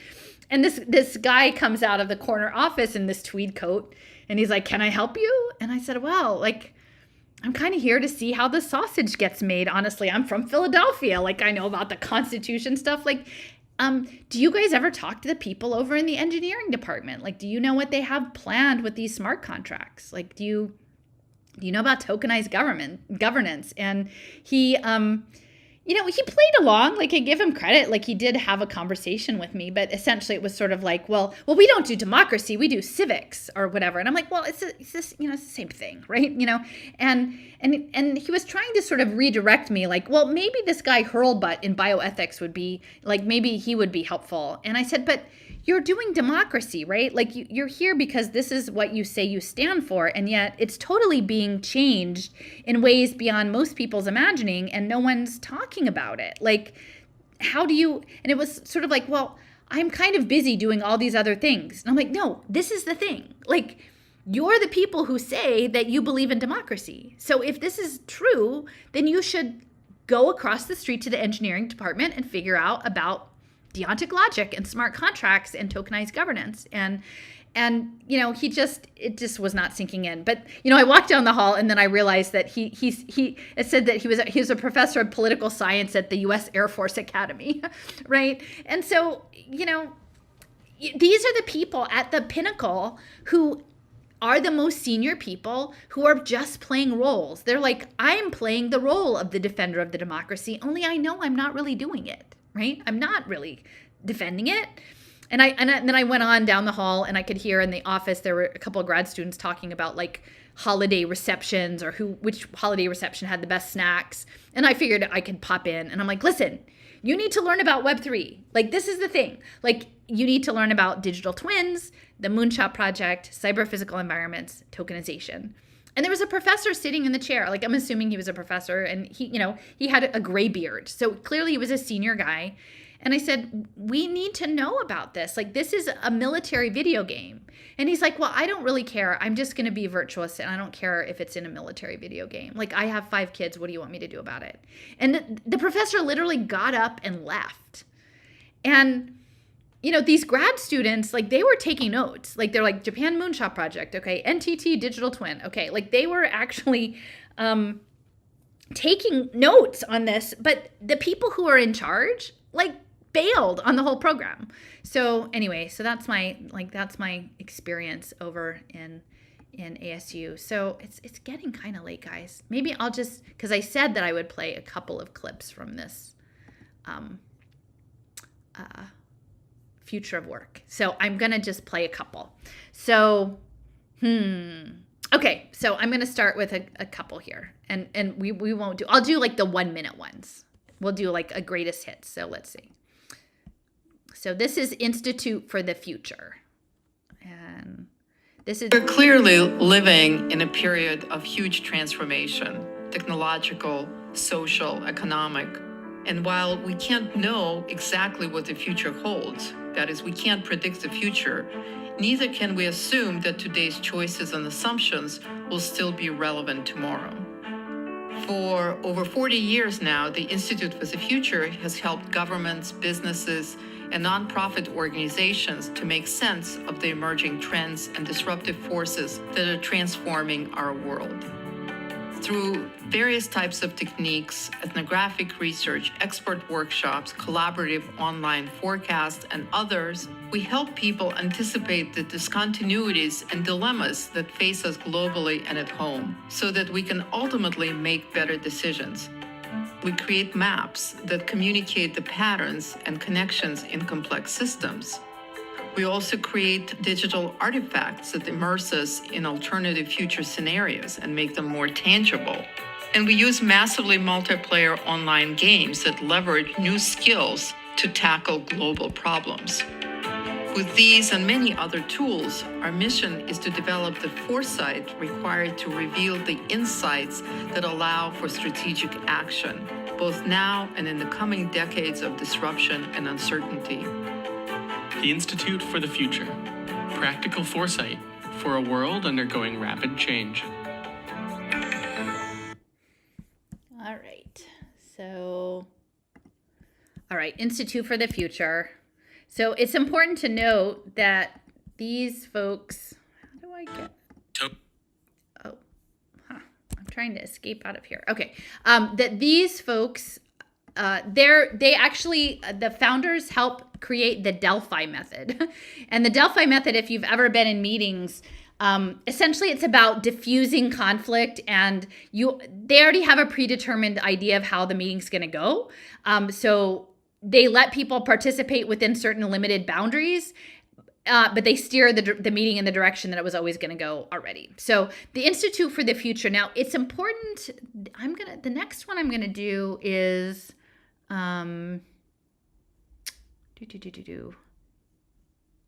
learning on the ledger. And I've played these before, but this one has the EduBlocks and Olive.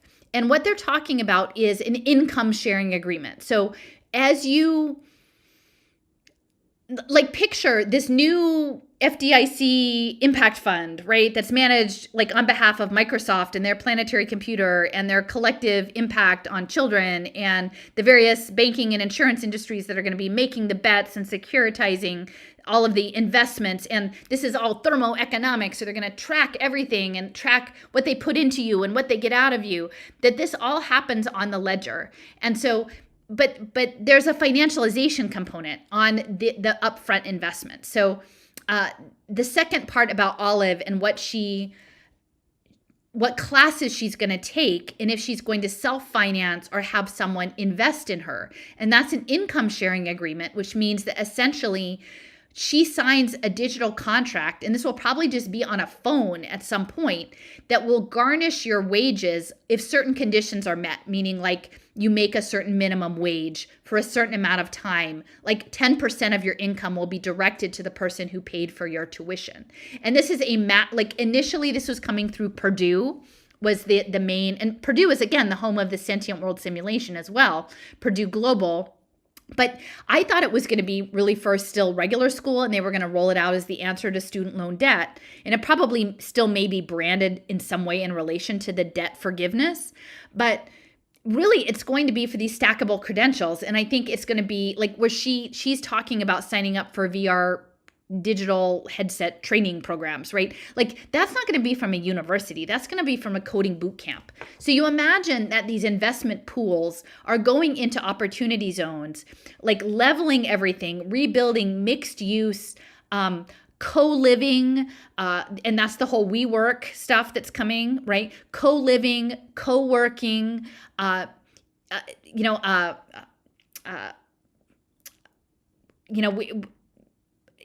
prep for remote work types of environments where they're also investing not only in the hard structure infrastructure of the buildings, but in the people who live in the buildings. So, okay, so listen to this one. Let me move over to full screen note picture.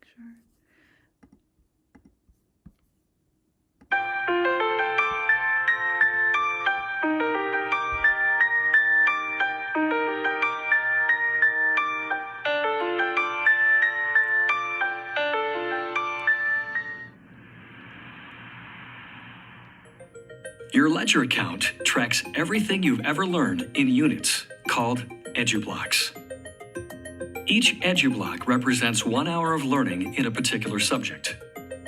Anyone can grant EduBlocks to anyone else. You can earn EduBlocks from a formal institution, like a school or your workplace. But you can also earn them from individuals or informal groups, like a community center or an app. The Ledger makes it possible for you to get credit for learning that happens anywhere, even when you're just doing the things you love.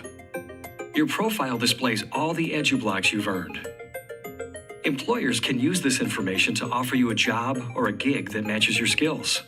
We'll keep track of all the income your skills generate and use that data to provide feedback on your teachers. When you're choosing a teacher in the future, you may wish to choose the teacher whose students are earning the most income. You can also use the Ledger to find investors in your education. Since the Ledger is already tracking income earned from each EduBlock, you can offer investors a percentage of your future income in exchange for free learning hours. Our smart contracts make these agreements easy to manage and administer. The Ledger is built on blockchain, the same technology that powers Bitcoin and other digital currencies. That means every EduBlock that has ever been earned is a permanent part of the growing public record of our collective learning and working. So you're logged into the Ledger right now. Tell us what you're doing. So I'm thinking about taking some courses to boost my Ledger profile. Mandarin or virtual reality programming, I'm kind of torn. I can make a lot more money doing VR programming, but it's going to cost me a lot more to get my skills up to the level where people are going to hire me. On the other hand, there are a lot of Mandarin translating gigs, even at my current level. And EduBlocks are cheap enough that I could pay for them myself. But I don't even know if it's worth it. The jobs don't pay that much, and honestly, virtual reality is my passion. So right now, I'm looking at investor offers. So here, you have someone who's willing to pay people like me to take a VR programming intensive course. The deal is, I have to give up 10% of my income for any VR programming that I log into the Ledger for the next 5 years. What do you think? Should I do it? No, don't do it. Okay, so let me escape. Okay. Okay, right. thank you very much. We asked, okay. All right. Well, maybe I'll do, okay. So this one is about, this is we can track it. So let me see. Is that the one I want to do next?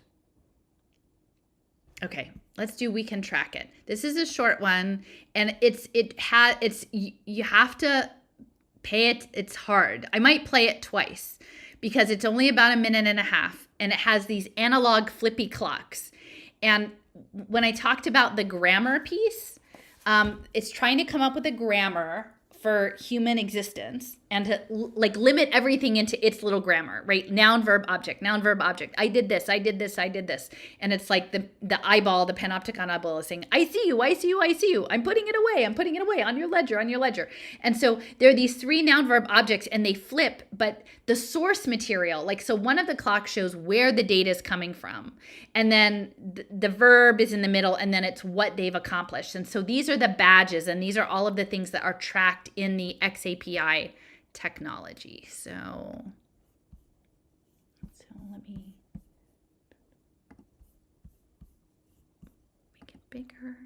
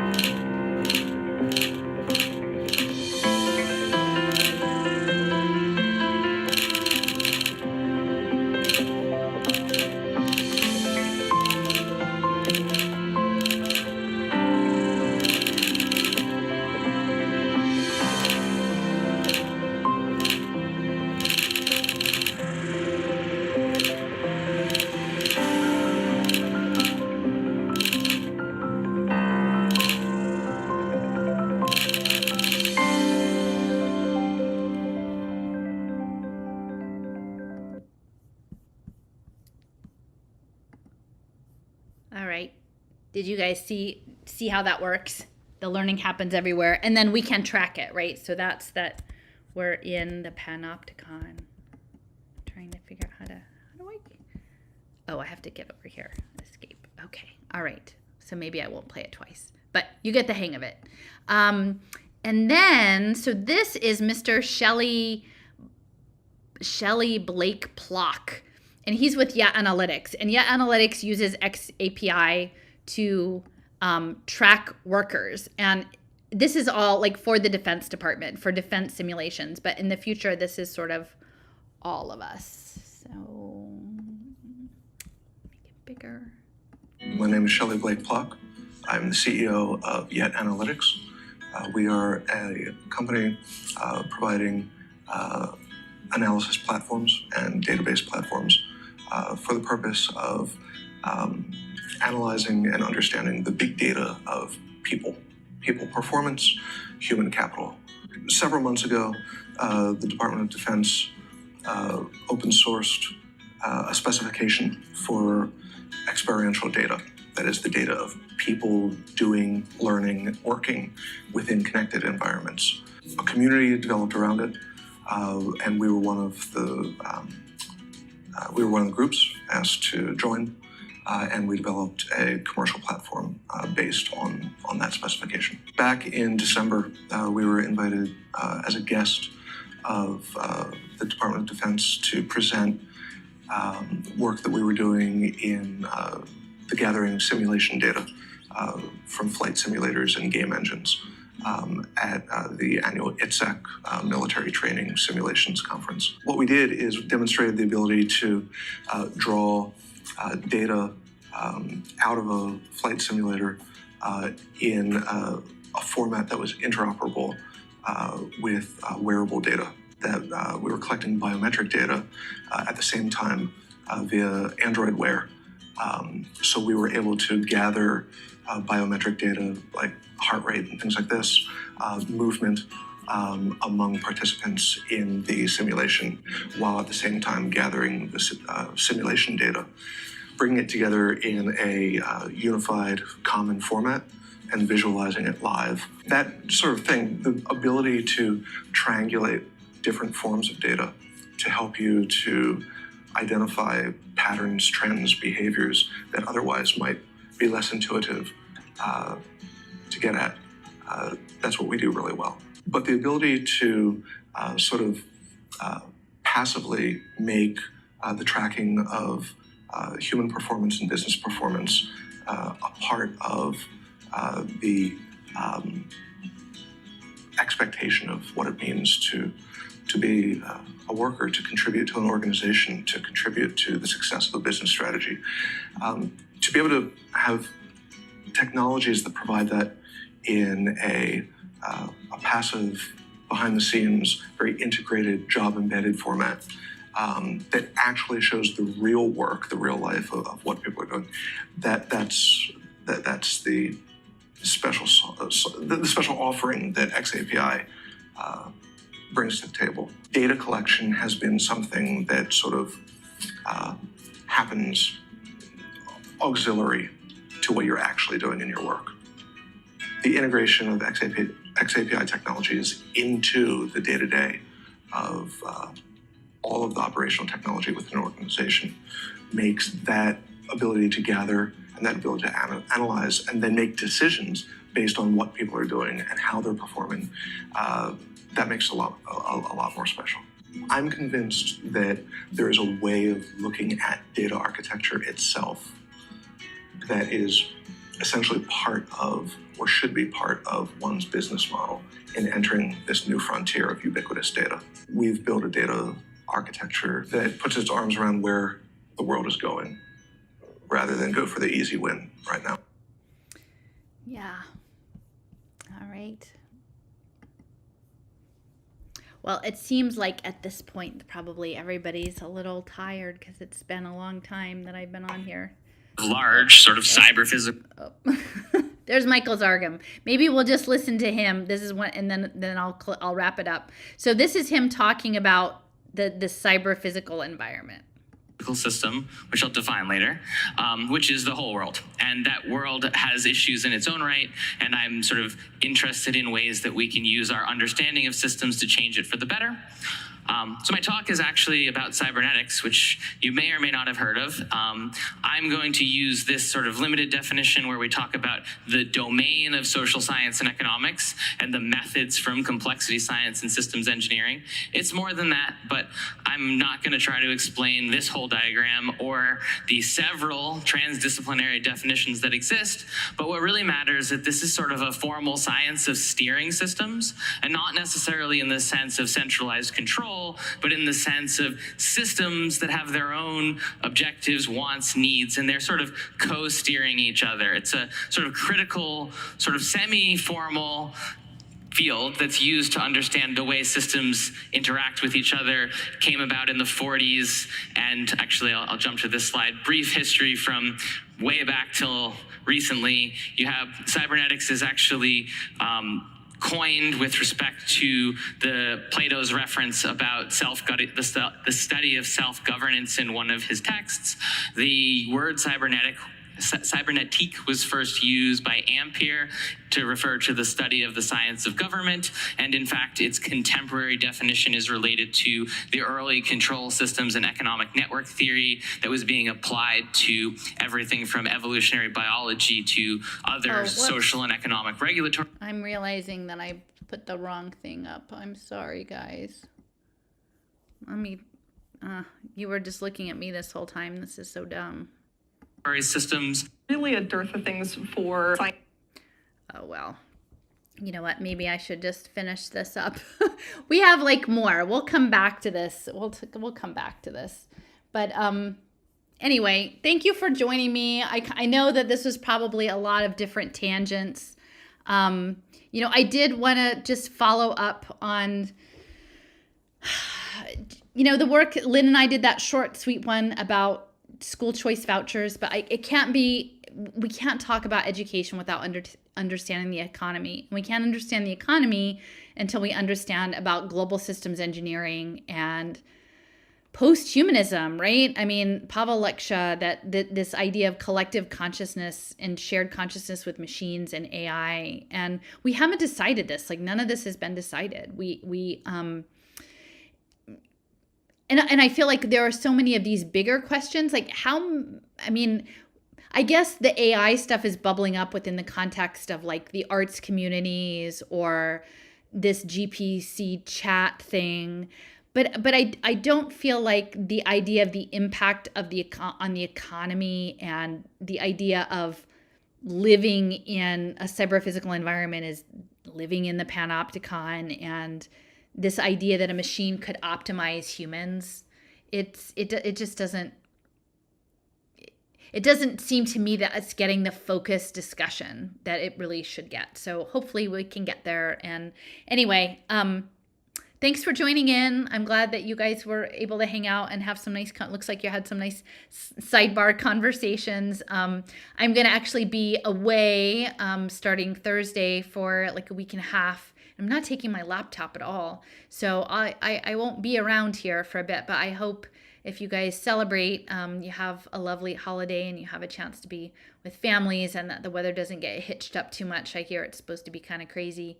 But best wishes for everybody and happy solstice. And till next time.